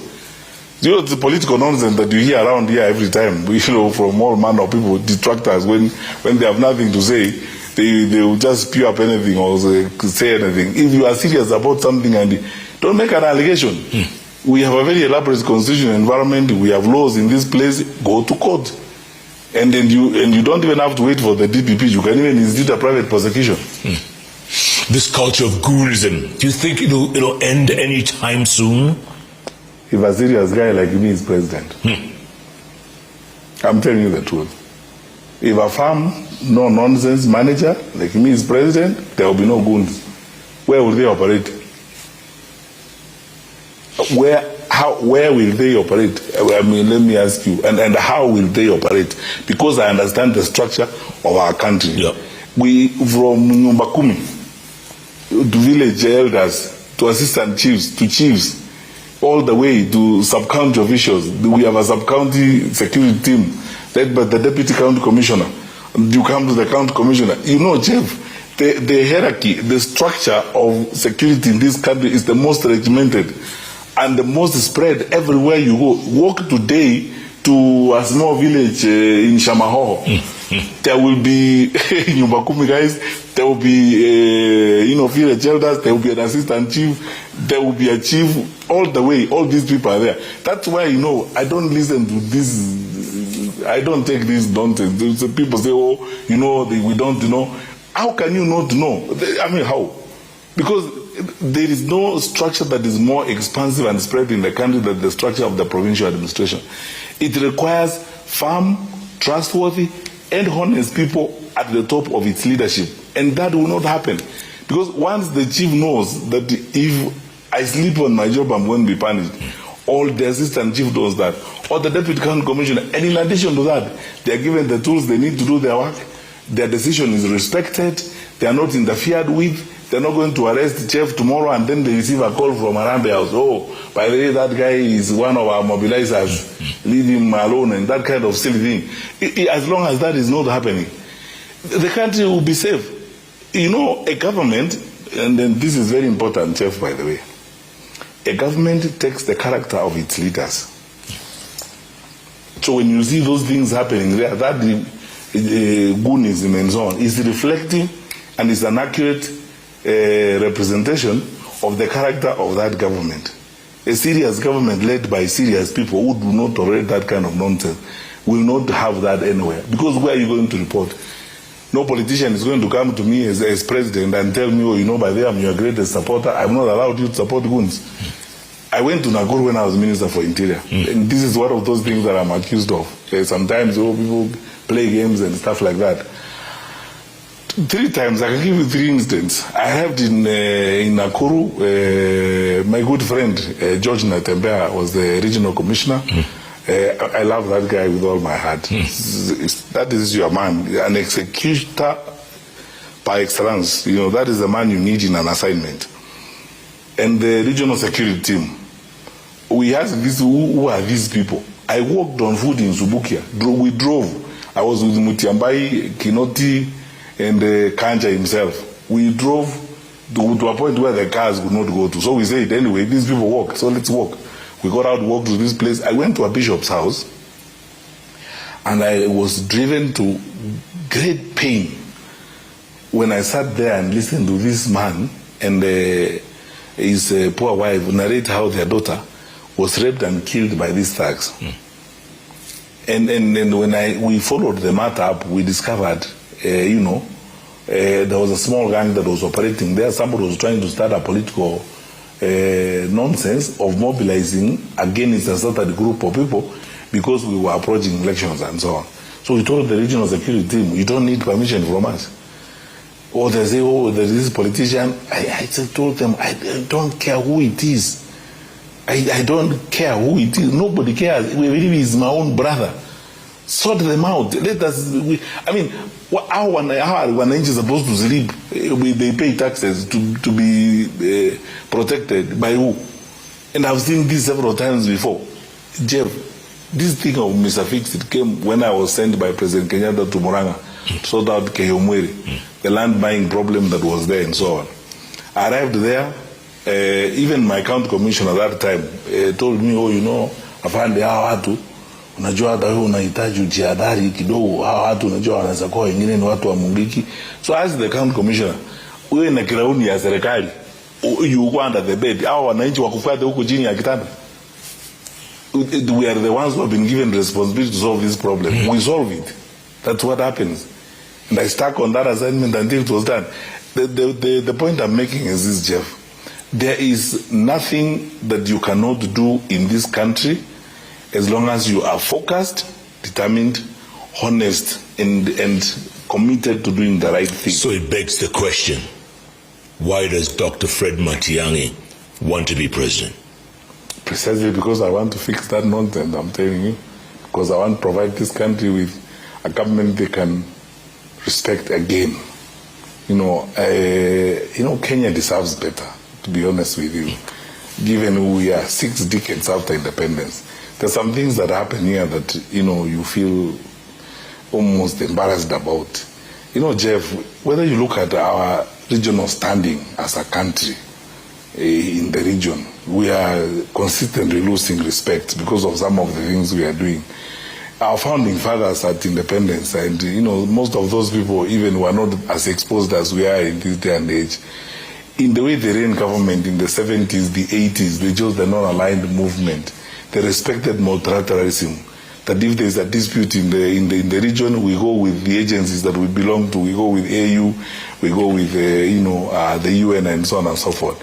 Now we've come to a point where we are hobnobbing with criminals, genociders, people who have been clearly listed down the world over as people are murdering women and raping them in Darfur. They are now our friends. They are the ones who are our friends here. We roll out the red carpet for them. And in fact, now we have gone to the despicable extent of giving them passports, move around and so on. What kind of country are we really talking about? Kenyans deserve better. Kenyans deserve, we are a serious people. We are a serious government and a serious country. We deserve a serious government. These kind of jokes that you see around here, how would you, for the longest time, we've maintained very strong relations with our neighbors. We don't interfere in what happens and so on. When Kizza Besigye is arrested in Nairobi, and then we're handing him over to, do you know what people are talking about us out there? What kind of people? And do we have to do that? I was the Minister for Interior when President Magufuli was hunting down for Tundu Lissu and the Chadema people after the 2000 elections. President Kenyatta stood firm and said we are signatories to international treaties. We will not. In any case, we don't have jurisdiction on crimes that have been committed in Tanzania, so we can't arrest them. So why do I want to be president? Fix this mess. We give Kenya a country that, a government that is commensurate with the respect, the dignity, the aspirations of these people. call Kenyans an effective government, a government that delivers on its promises, restore the credibility of government again, so that the day our leaders, head of state stands up there and says, everyone believes that is what it is. I mean, they are not God. They will make mistakes for sure. Leaders make mistakes. But they own up and say, we were having this intention, but it did not work.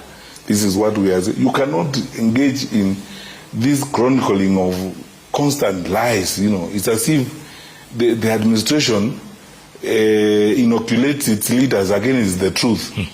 They can't be infected by the truth. Everywhere they go, they lies every day. You know, even some things that are petty. You arrive in a village, you lay a foundation stone in an institution 5 times.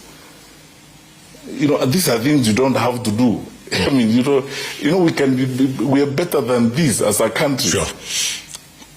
Let's not forget, when you were Interior Cabinet Secretary, Interior Minister, Yala River. Do the ghosts of Yala River still haunt you? No, they don't. And you know, by the way, Jeff, this is one of those things that I always like explaining every time I have an opportunity. You know, in every docket and in every challenge in government, a moment comes when a mistake is done. You know, just before I come to the interior, let me talk about the education sector.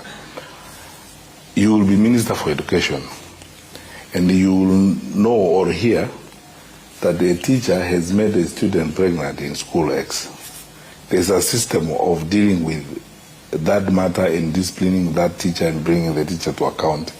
It doesn't mean that the minister has failed, or the minister is the one who went to make the student pregnant. You see, sometimes we also have to be very honest about this matter. Rivayala was reported, and it was reported these bodies have been found in Rivayala. Just like it was reported a few weeks ago that bodies were found in a graveyard in Kericho. What did we do? We acted very responsibly as a government. The matter came to the National Security Council, as I've explained it before.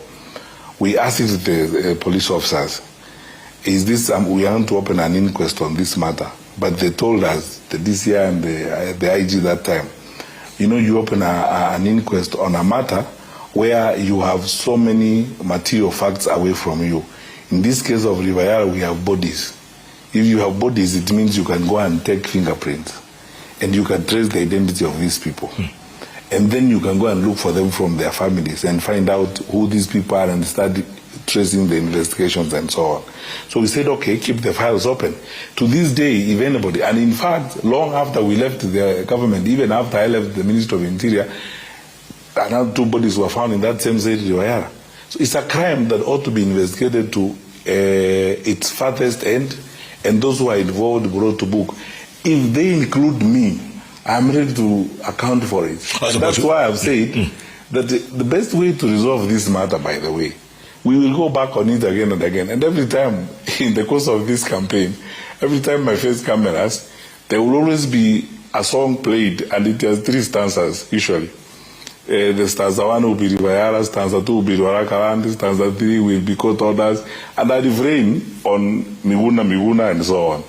The best way to deal with some of these matters is to have a public inquest. I am the one who called for a public inquest. And actually said, the president under the law has got powers, or the National Security Council under the law have got powers, to actually call for a public inquest on this matter. And those who say, I'm ready to go there. And those who say there was excessive force used by the police during your tenure, what would you tell them? There was no excessive force used. Where excessive force was used, the prosecution happened. You know, by the way, Jeff, the police have got a book this size. It's called the Standing Orders of the Police Service. Then there are various acts of it. Anytime, during my tenure as Minister for Interior, police went through, in the discipline of the police service is called orderly room proceedings. There were so many orderly room proceedings held. It's like the court martial in the case of the military. There are so many orderly room proceedings that were held in cases where even the Inspector General himself felt that violations have occurred. And don't forget one thing. When I arrived in Harambee House to succeed General Kaiseri, the relationship between IPOA and the police was horrible. In fact, Mr. Matiang'i, if you meet him, Wakili, he's a wonderful guy, he will tell you they did not even contemplate going to Arambia's one day. I am the first minister to go to their office, to IPOA, and sat down with them and said, I will give you 100% cooperation on anything that you need. There were investigations that were going on at that time, which IPOA could not even move because of that bad blood between IPOA and the police. I sat down with Matiang'i and Joseph Boynet, and they are all here. They will tell you that. And we followed all those investigations to their conclusion. So when matters like those happen, or when issues like those happen, as people produce the evidence, Chef, don't forget, I was the Minister for Interior when Raila saw himself in at Uhuru Park. Not a single shot was fired, not one canister of tear gas was used. Everybody came in and went away. I don't know what would have happened if that was during this regime. However, remember when Raila came back from a foreign trip? Yeah. Apparently 17 people were killed during that melee that happened then. You see, I don't know what the police investigated the matter. You see, it's always easy to say probably the police who killed them, but there are so many groups of people involved at that particular time. We will need to look at what the police investigation file says about the matter. But let us not lay blame or apportion blame before we look at the facts. Because you see, usually during political times like this, people always will make claims and make statements and say this, that, or the other. But when you follow the facts, in 2017, during the elections, for example, a very senior politician, I will spare his name for today, went to the press and said the spokesperson of the military had disappeared. You know, that is a very serious matter. Very serious. He was speaking at 9 o'clock. At 11 o'clock, the same state spokesperson went to the press and said, I have not disappeared, I'm here. Now, you know, the funny thing about Kenya is that politician never apologized, never said no, nothing. There's so many things. For those of us who are in the journey of public service, we will encounter these kinds of things. And I'm always happy to explain them and deal with them. And even advise people that, you know, there is no one under our law who is above the law. I have never, Jeff, for the time I've lived in this world, I've never been above the law for even 1 minute. In other words, there is nothing I would have done as a cabinet minister if it involved breaking the law that I cannot be called to account on. And in fact, when it comes to security matters, what people forget is this. There are people who have left the security sector, even in some countries. You will read this in some countries around the world. And like a case I was reading in South America where somebody left the security sector when they were 50 and they were being charged at 71, when they were 71, 21 years later of a violation that happened when they were in that particular office. We are not above the law and we cannot run away from the law. And the reason why I'm always happy and come to explain these things is because I know most of the details on this matter. There is no culpability on this issue. It's just a matter of perception. And when all is said and done and everything is followed, fact is followed and so on and so forth, you discover it is just that. It is a perception or a claim. But someone has to be accounted for the 17 lives lost during that day, that one day. As 17. Frankly speaking, I agree with you. That's why I'm saying I don't know what the investigation file says, how those deaths occurred. And then I would also need to read the file myself and find out. But definitely they were not as a result of the minister or the PS at that particular time. And should an investigation find out that said minister was involved in that matter, the minister is not above the law. He can be called to account. So when we deal with these matters, we should remember all the time, nothing stops us from calling people to account. And there's no status in this society you can have that safeguards you from the law. You will face the law. Here's another example. Yeah. Baby Pendo, 6 months old, strapped to her mother's back, shot and killed. Do you have regrets for that? Jeff, I not only have regrets about that, I am happy that the investigation on that matter was done. And by the way, to show you how serious we were in government at that time, we acceded to external investigators joining that investigation. So that, you know, we not only get to the bottom of the matter, but we ensure that justice is done. I don't want to go beyond there because the prosecution is going on. the matter. The police officers involved, some of them very senior, are now before court on the matter. And to show you that we were an open, transparent and accountable government, we acceded to external investigators being involved in the matter, because if we had anything to hide or something, we would have either found a way of saying no, we can't involve external investigators or something like that. There is no matter that happened. Jeff, I was before Parliament, I think a record 4 or 5 times on the matter of extrajudicial killings when I was Minister for Interior. Disappearances and extrajudicial killings. Half of them had happened before I had even become Minister myself.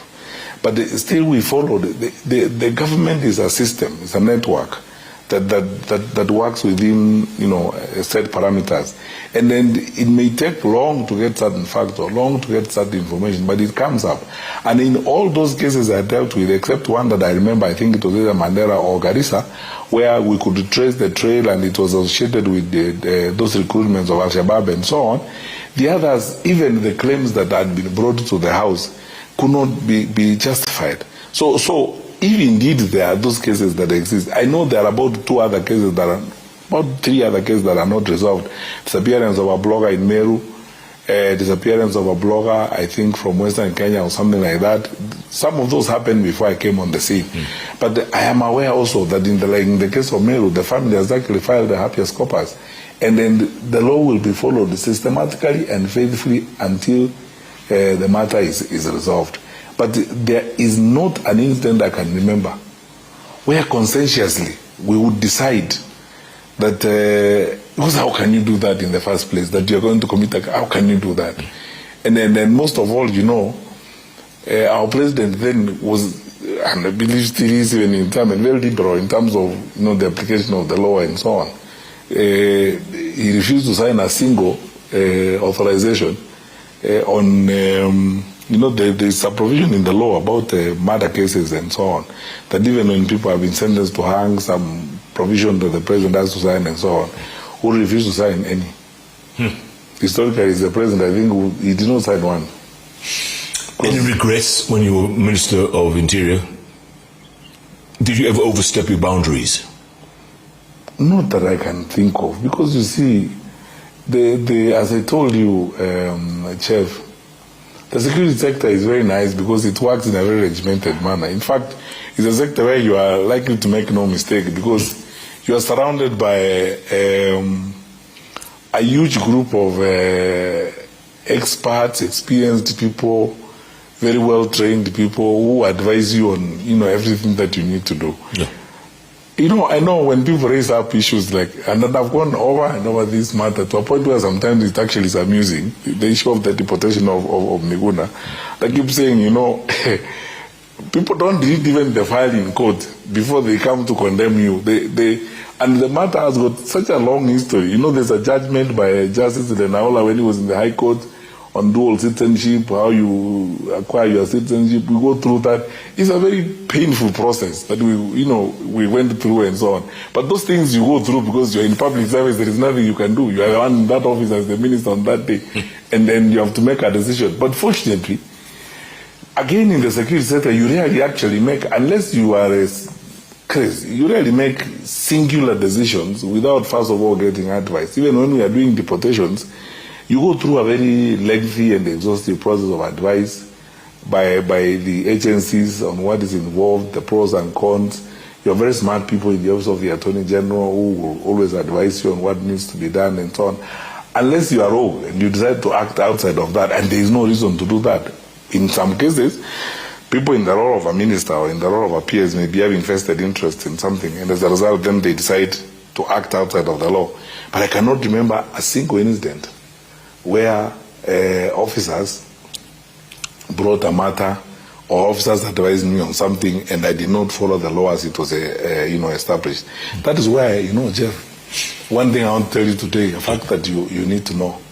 I was in court a record 11 times as minister for the 10 years I was a minister, since ICT to Interior, and I won all the cases. Why? Because I didn't even write a new law. We just interpreted the law that was in the books. And if we acted, for example, in the case of private firearms and private firearm licenses, we went to the law, the Firearm Licensing Act.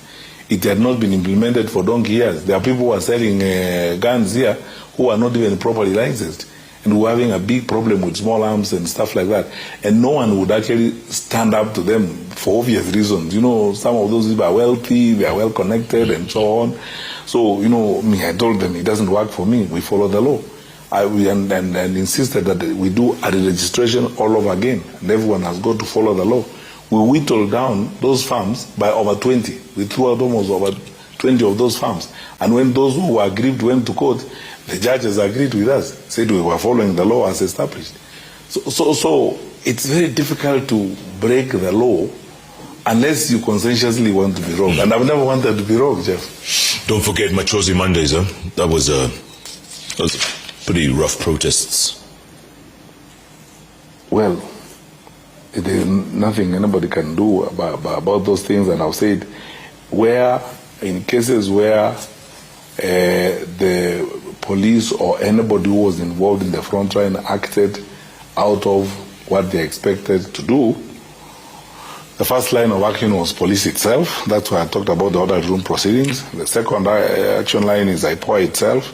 The third action line is the aggrieved people themselves. And I say to this day, if there are any people aggrieved from any of those things, nothing stops them, even if they wait another 20 years and go to court.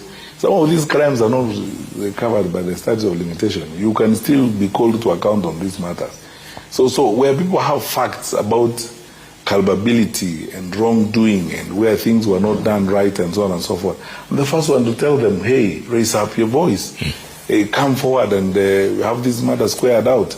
And as long as you don't lend yourself to political procrastination and political propaganda just because it's convenient and expedient at that particular time. Yeah. Let me ask you this, Dr. Ari. You want to be president. Yes.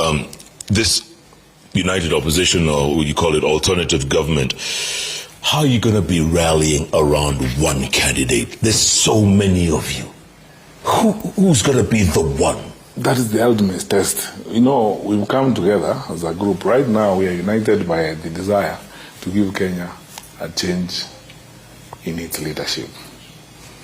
Jeff, I'm the first one to tell you this candidly.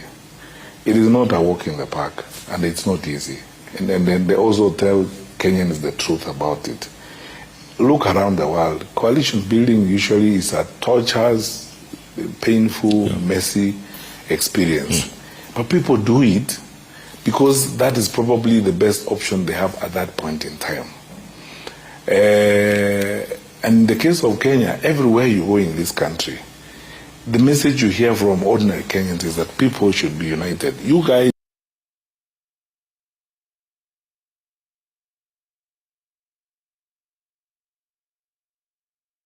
need to be together, form a government together, face the government union together. We are tired of this splinting and small groups and so on and so forth. And I think that's apparent and alive to all of us as leaders in the alternative government.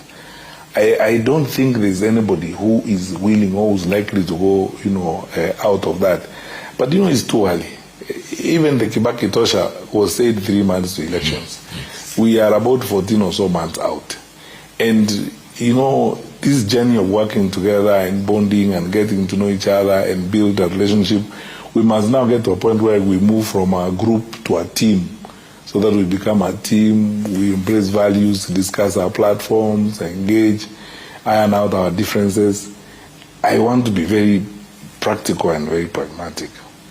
It is a journey that is going to be demanding, but worth going nonetheless, because the country is craving for unity and wants us to be together. That's why I keep saying, in the process we will work on, and we should find a formula of identifying a presidential candidate. That formula ought to be inclusive, it ought to be consultative, and it also got to be people-centered. And if that candidate is not Dr. Fred Matiang'i, would you support whoever was selected?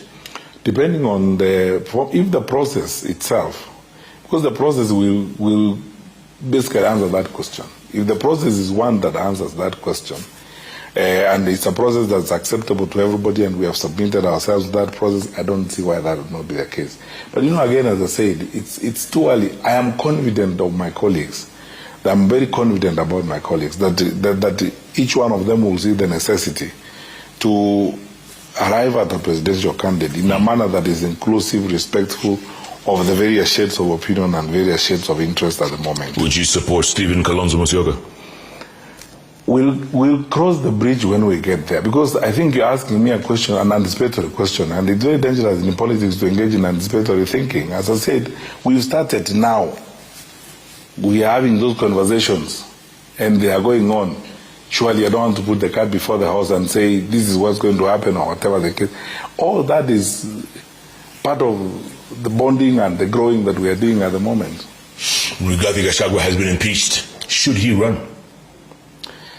Frankly, I asked my legal advisors the other day, a legal team, and interestingly enough, I got two opinions. I've not even read through them. One group has an opinion that says he actually can run. And another group is saying he cannot run. I am looking at the opinions. I think I'm nearly persuaded by the team that says he can run, because, there is that provision of unless he exhausts his adjudication process until the Supreme Court. But I don't know. That is again part of what I said is anticipatory thinking, as it is. So many balls are in the air at the moment. The journey has just begun. Let's not spend time on prophecy and guesswork and so on and so forth. We'll walk to this. Every time we come to a bridge, we'll cross it responsibly and move forward in that manner. Edwin Sifuna, he's definitely a force to reckon with. I like him. And I like him a lot. And that group of young legislators are fantastic. They are an excellent example of where Kenya is today. Very expressive and articulate about what they need, and bold. I admire their courage. When things are not working in your party, you are not condemned to be there. You can look for alternative ways of working together.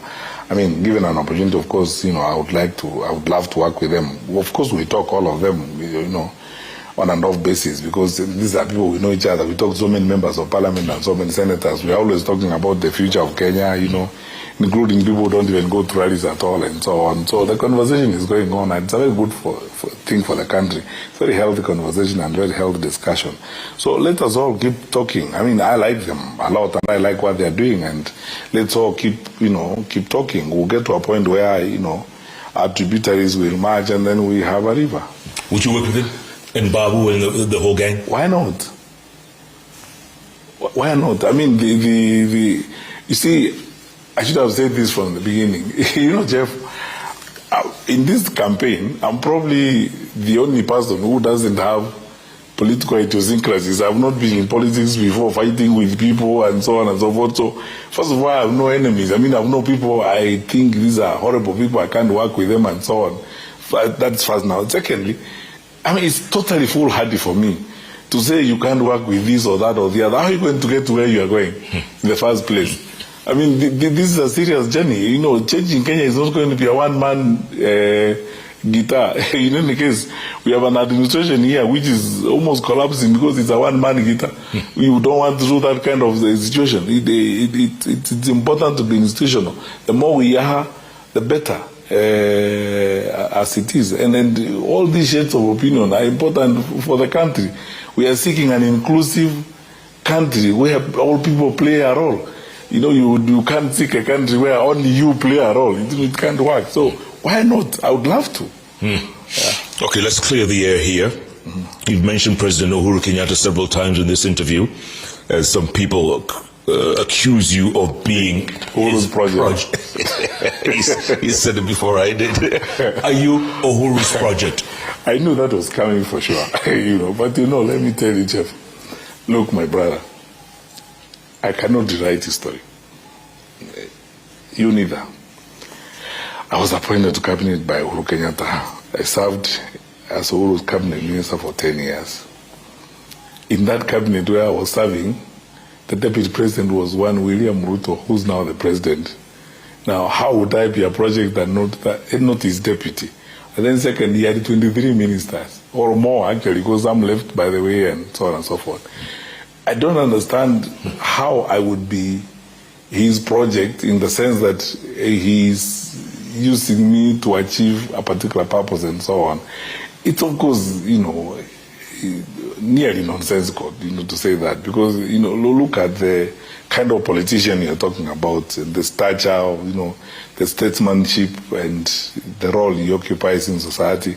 A retired president who has made his contribution and gone. What interest would he have to go and start, cooking up a candidate and so on? And I keep asking people, if they ask me whether or not I'm Uru's project because I served in his cabinet, how come nobody's asking me if I'm World Bank's project? Because I just left World Bank. But let's not forget, last week or a couple of weeks ago in Kirinyaga, you had at the burial, you had a closed-door meeting with the former president. What was discussed? I mean, what was that about? Well, I think people are overreading, what happened in that place. This is the nature of politics, in my view, which is sometimes amusing. Because, a solemn occasion like that, our friend, Senator, the late Senator Karaba's body had been laid to the ground. And the president wanted to have a quiet moment with the widow and the family. And he did not want to be alone in going to talk to the widow. There were people who were there who were only as senior leaders who were with him. So we thought it is courteous to actually escort the president as he goes to tell the widow goodbye and say a few things to the widow and so on. And then we sat there. It didn't even last half an hour and left. Now, it's being made to look like, the retired president had a secret meeting and so on and so forth. I think sometimes as a society, we also need to be a bit serious. That was just that. I don't think there's anything more than that. Tell me something. In this culture of handshakes, would you be willing to work with President William Ruto? No. What would we be discussing? What to work on him? Work with him on what? You see, look at his history. I mean, the people he has been wanting to work with, he's already quarreling with the ones he has been working with. So now, surely, am I going to be, am I from Mars? Look at the ones he agreed with the other day, he's already quarreling with them. So what difference is it going to make? Tell me something, if you don't succeed as president, if you don't, and you've been traveling a lot between Nairobi and Washington, D.C., would you go back? If you didn't become president, would you go back? I haven't thought about that, by the way, to be honest with you, because I've not thought about not being president. Because, Jeff, the way I work in a fairly scientific way. I don't try things if I'm not I would invest in something if I'm not like 70 to 80% sure about it. I do a lot of scientific, I do a lot of underground work, and I do a lot of modeling and engaging conversations with people and so on. I think the horizon looks damn good. We are doing fine. So you're confident? Absolutely. I wouldn't be here, I'm telling you, because I keep saying there's never been a time in my life when I've not been serious. I'm serious about everything I do. Even if you gave me a small assignment like closing that door, I would be very serious about it. I don't play games about my life. And when I say, for instance, when I tell people, it's going to, I have looked at figures. I talk to people, I work with a lot of teams. Some of them, are people who have run presidential campaigns, worked out there, and so on and so forth. I keep telling people I can't see President Ruto's pathway to election victory. Forget about the brass and bravado campaign meetings, saying nobody, forget about that. The truth is different. For ground. The truth is different, and he knows it. Anaijua hata yeye mwenyewe. Ukweli anaujua kabisa ni gani. Na sisi tunaujua. The question we keep debating among ourselves is to say, what difference do we want to make? And which one of you is going to be the one? That's the problem. There's too many of you.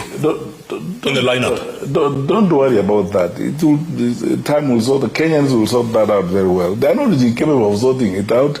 They know us. They have seen us around. Kenyans know what we can do. They have worked. Fortunately, there is none of us who's running for president who has just arrived from Mars. We've been around. We have been working here. We have been challenged to put our track record on the table. Mine has been here. I've been around here. Been fixing things in government. People know me. They know what I can do, and they know that I deliver results. And when I put my mind on something, I get it done. I get things done. I've never gotten the journalists from Nation who wrote the story about me being Mr. Fix-It. One day I'll get them to explain to me why. But I think it's because I get things done. And we are here. People know us. They know what Kenya needs, and they know who can provide that which Kenya needs. That's why I honestly believe that if there's an objective way of looking at a candidate who present real change, I'm the real change candidate. Freshness, focus on better management of the country, firmness to deliver results, to end some of these nonsense. Look no further. You are looking at that candidate. Speaking of nonsense, Matusi between your colleague, Rigathi Gachagua, and the president, back and forth. Matusi. I mean, what's that about? You see, Jeff, let me tell you something, my brother. God didn't create all of us the same way. Let's begin from there. And I think the world will be boring if we were all the same people. So each one of us have got our own talents, our own gifts. We bring to the table, the tapestry of all these talents and, skills and methods of skinning the rat. So I have in no position to pass judgment on one's method versus my method, another person's method. All I can tell you is about my method. I believe in defending an argument, making an argument and defending it, dealing with the facts and facing people and respecting them. And I believe that one way we respect ourselves as a nation, first of all, is to respect the institutions that we have. We are seeking the office. I am seeking the office of president, and I would like to draw a line on the minimum, the level of standard of engagement I would like to have with the occupant of that office at a particular time. I have said this in public before, that if you look at our constitution, the president is the head of state, and he's also the commander-in-chief of the Kenya Defense Forces. And in those roles, he doesn't have a deputy. It's a singular position. That is why the founding fathers of this nation described the president as Baba wa Taifa. He's the father of the nation.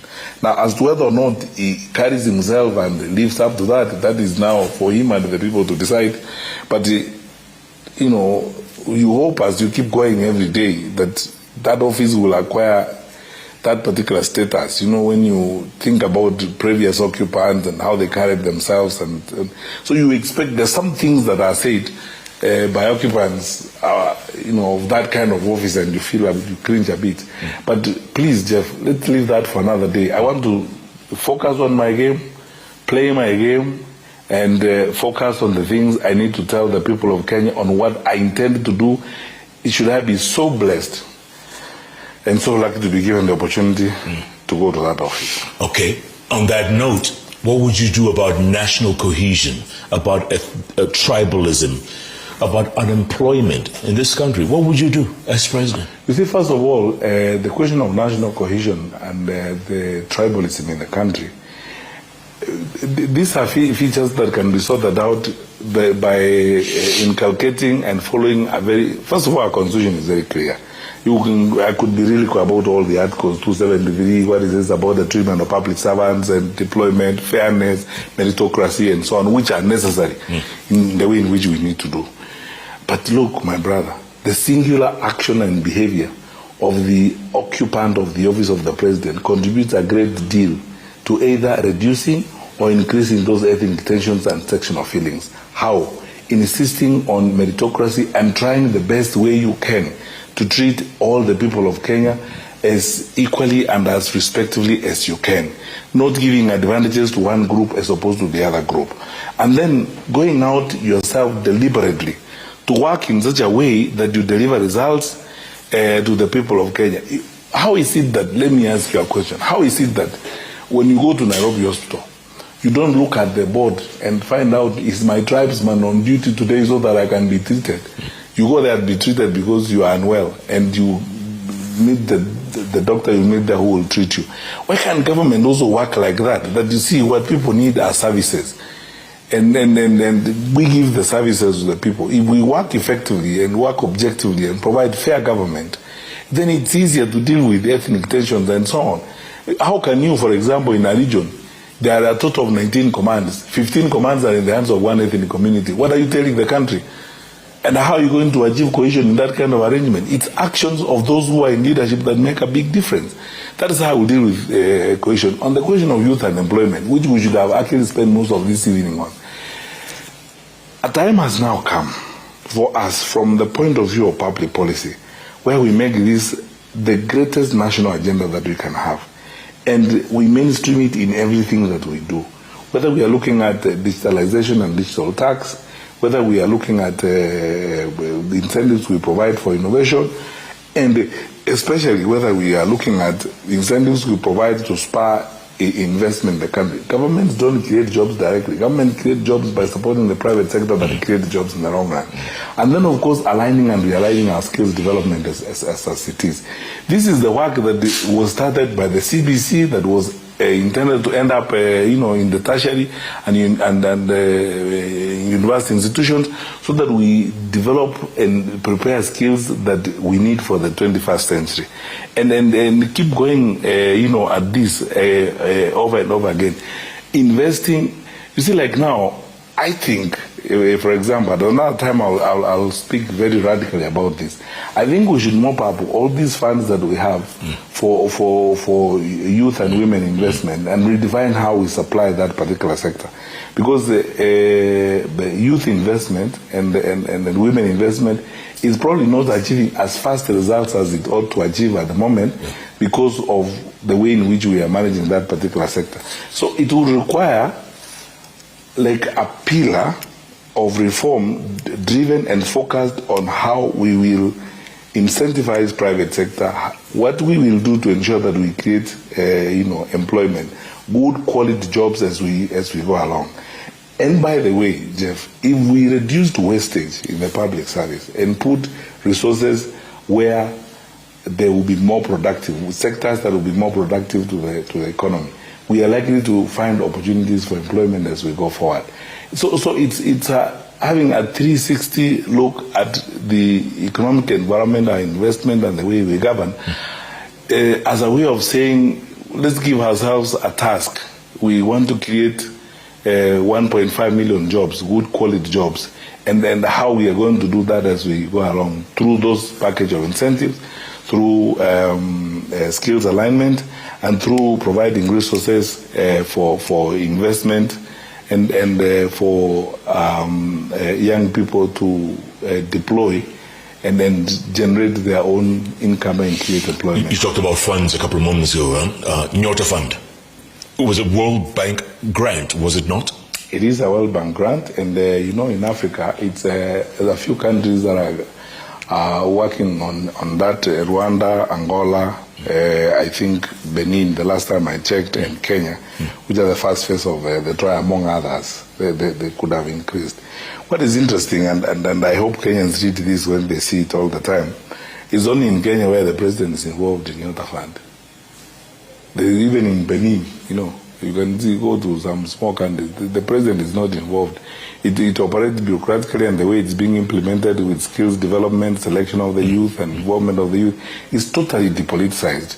But here it is a political terrain. It's hopelessly politicized, and in most cases, I ask myself this very common sense question. You fly to Kilifi, you take helicopters, you have a motorcade of 50 vehicles, you take PSS and ministers and all these government operatives who sleep there, PDMs, NIN, police, to go and press the phone like this, to move money that you would have actually pressed from KICC or from Arambe House. I don't know, but honestly, I think we need to be serious. We just need to be serious. And now, because I think there are no things to do, people are now claiming it. Oh, nimewaletea sasa mimi nimewaletea Nyota. This is a World Bank grant. Jehovah. Let's just be serious about these things. Real quick before we get to the closing remarks, there's some parents who have said CBC should be scrapped. What do you say? No, God forbid that we go that direction. What they should be saying is that let us have a better government, a better president, and a better minister of education. That's what we need. CBC is the way to go. By the way, competence-based training is now almost universal. Jeff, people don't know, when these discussions were happening on transitioning our education, we had had a curriculum for 24 years, which had not been reviewed and so on. You know, this is in line with when we started Vision 2030. The focus is training and preparing our young people, or generally our labor market, for the skills that are available in the labor market, as it were. So the process of getting to the competence-based training is not, first of all, it's not singularly a Kenyan process. This debate has been going on globally for a very long time, and Kenya cannot be left out of it. The challenges we have in managing the implementation of the curriculum should not make us think that there's anything wrong with the curriculum. The problem we have, as I said, is the poor management, poor deployment of it, and frankly speaking, I think the president not paying attention to the sector as much as he should. Yeah. Quick thoughts on SHA and affordable housing. People are being taxed left, right, and center. What are your thoughts? UHC, or Universal Health Cover, it's a dream that every country and every society has, to try and treat our people, afford medicine and treatment for our people. SHA may have been a good idea, but frankly speaking, it is not working as it's being implemented. I was reading a story the other day, somebody was telling me about a mother who's languishing in a hospital in Kitui, whose child was bitten by a snake over Easter. And the poor woman is there with the child, with no payment has been done. If you go to hospital today, if we walked out of here with you, we went to visit a patient in hospital, by the time we leave, we will be having about 10 or 15 requests to support the payment and so on. Damn thing is not working. So it is a total overhaul or a review of the system. In fact, personally, I would rather we turn to the reforms we were carrying out the National Hospital Insurance Fund arrangement and build gradually in that kind of manner. It's not going to be a switch off, switch on affair. It will take time for us to do it. We should have been much more patient about it and implemented it incrementally as we go along and build systems as we go along. It wasn't going to happen in a day's affair. That's what I think. For housing, I would do away with it, honestly. I would do away with the housing levy. It's over-taxation. We debated this thing when we were in government, and ended up with, at best, a voluntary scheme where those who seek to benefit from it can contribute to it. Otherwise, it's better to sit down and find, under the PFM Act, what incentives you can give to sectors and groups that can mobilize funds through RBA and, or RBA-regulated institutions or, SACCOs and so on, so that then you can support housing through that kind of framework. But what we have right now, honestly, it's a joke. Dr. Ari, got a couple of minutes to talk about your plans for the future. That's your camera right there. Talk to Kenyans. What do you tell them? Every time I wake up these days, I ask myself a question every leader in this country should ask themselves. Where will Kenya be in 2063 when we are 100 years old? If the breakdown of law and order continues the way it is going, if our children drop out of school the way they are dropping right now. I was talking to a parent who was a child in a national school, and the fee structure indicates they are required to pay 110,000. It's no longer the 53,000 we used to require when we worked on free day secondary education, which means access to education is becoming harder every day. And the worst enemy and the biggest hurdles to access to education are in the levies and so on. And because of reckless regulation of the education sector, all those levies are back and so on and so forth, they're affecting access to education. When you think about this and many other challenges, then you think about the capacity of the country how we are blessed, how we are endowed with resources, skilled people who are ready to build their country. You come to this inescapable conclusion. And then for me, Jeff, this is where the PR ends. We can't go on this way. We need to fix this country. And I believe, by the grace of God, because of the opportunities I have had before, I have worked in government. The office of the president is not an apprentice. You can't arrive there and hope to have 6 months to learn on the job. It's not an on-the-job training. You need to arrive there and begin work immediately you put the Bible down.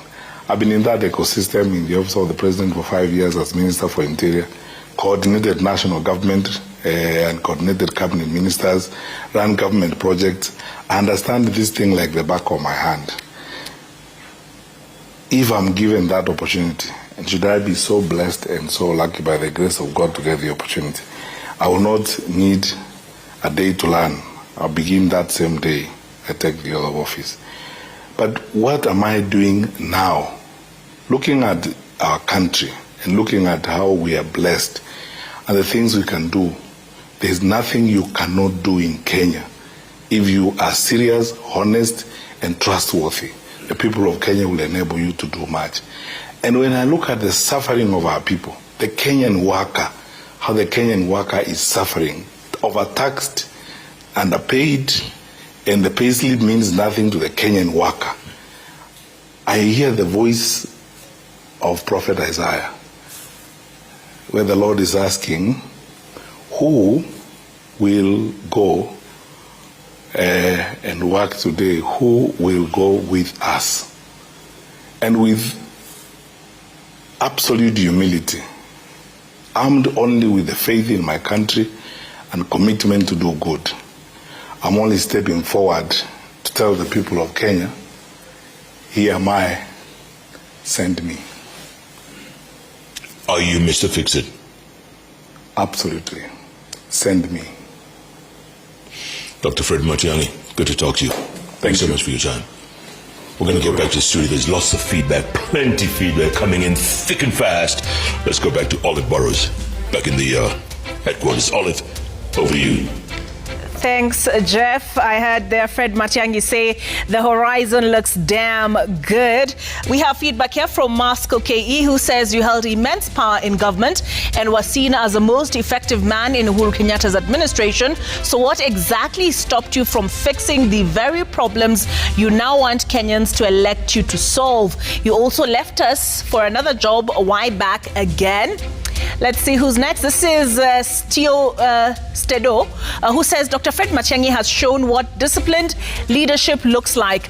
Results-driven, no nonsense, and focused on delivery. His work ethic speaks for itself. Kenya deserves leaders that get things done. This is Okello James, who says Matiang'i's tenure as CS was dogged by allegations tied to the River Yala bodies scandal under state protection. Does he now think PS Omolo is behind the mushrooming goon culture and insecurity with similar protection? We have Ferdy O, who says, listening to the 6th live, clarity, accountability, and direction. This is the kind of leadership many Kenyans have been waiting for. We have M. Ndalo, who says, I'm so much impressed by Honorable Matiang'i. Massive love for meritocracy, kind mindset will catalyze transformation coupled with utmost integrity and selflessness. This is Jonathan Karibu, who says, you are part of a gava that left Kenyans with high debt and a soaring cost of living. Why should Kenyans trust you now to fix the very problems you helped create? Kenyans are overtaxed and struggling daily. Name the exact taxes you would scrap immediately, or is this political promise? Then we have Luka Jackson, I beg your pardon, who says we have to appreciate Dr. Fred Matiang'i. He delivered strongly in both education and interior. With the alternative government team, there's real hope for focused leadership and results. Let's see who is up next. This is Miriam Khalid from Mombasa. Dr. Matiang'i has a lot of questions to answer. Kenyans, especially regarding his tenure in the cabinet, which included the River Yala body's horror, alleged theft of government land in Ruaraka, not to mention misuse of power to the point of switching off media and humiliating then DP. Kenyans deserve answers. That is Miriam from Mombasa. This is CPA Kamande Mbao, who says Kenya needs a leader who doesn't just promise but delivers. Dr. Fred Matiang'i's track record in the Ministry of Education and Interior prove he has the backbone to fix our systems and restore order.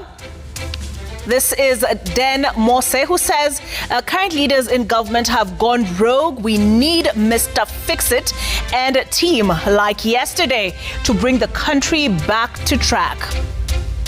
This is at Gibson To, who says, ask Matiang'i when he's asking for transparency on G2G agreement during Uhuru times when he was a minister. We were not given details of how Expressway was contracted. SGR, we are the ones to ask for transparency, but not him. And Gibson says double speak. This is Nelson Vujeri, who says Matiang'i often presents himself as a reformer, but his record tells a more complicated story. Disobeyed court orders, the Miguna deportation, etc. If this was his record as a CS, what would it look like with more power? This is Opondo, who says, ask Dr. Fred Matiang'i about the Gen Z's involvement in the politics and which part is best for them to play. We don't want to see our youth used for political wrangles, for personal gain, or for a particular community. This is Philip Osiembo, who says, good evening, Jeff. Dr. Matiang'i is right. We only need discipline in running government affairs and we shall overtake Singapore. Daktari means business. He is the man to fix this country. Ruth Ambani from Busia says, hi, Jeff and Olive. Matiang'i was there in cabinet when President Uhuru said, Jamani, mnataka nifanye nini regarding high fuel prices. At their time, Uganda and TZ were cheaper and they never talked about maandamano. Why the double speak? This is Raymond Kemboi from Marigat, who says, what went wrong when government was losing 2 billion shillings daily, and yet you were serving in that government? Who was really accountable to that mess? And this is Javan Sebe from El Bagan, who says Matiang'i defied several court orders while he was a minister. What happens when he becomes president? This is Mary Chebet from Nakuru. Matiang'i for president, education for our kids. And Jethro M says, Dr. Matiang'i, during your leadership as Cabinet Secretary of Interior Security, you could not manage bandits. Why? And this is Martin Wekesa from Kisii, who says, Dr. Fred Matiang'i, you really sound lucid about your good intentions in political leadership at the highest level. Well and good, but this can only be actualized with a clear party vehicle as earliest as possible. Is it Jubilee or United Opposition? That's Martin's question. Kenneth Kuboka says Dr. Matiang'i is truthful and his track record speaks glowingly of him. If the government were to organize a workshop for its civil servants, would he accept to train them? And Peter Ole Mayempe Narok North says Matiang'i is the only material leadership in Kenya can fit that position. And Mandela from Trans Nzoia says, ask him about his position on issuance of national ID cards to foreigners. That's his question. Alex Omari says Matiang'i fixed 3 ministries he led. He has been tried, tested and endorsed. Let's give him the chance to fix the country now. He understands public policy, administration and government affairs inside out. All right, lots of more feedback. Unfortunately, those are the ones we're able to get to at this time. But let's take a look at what's coming up in the sports news.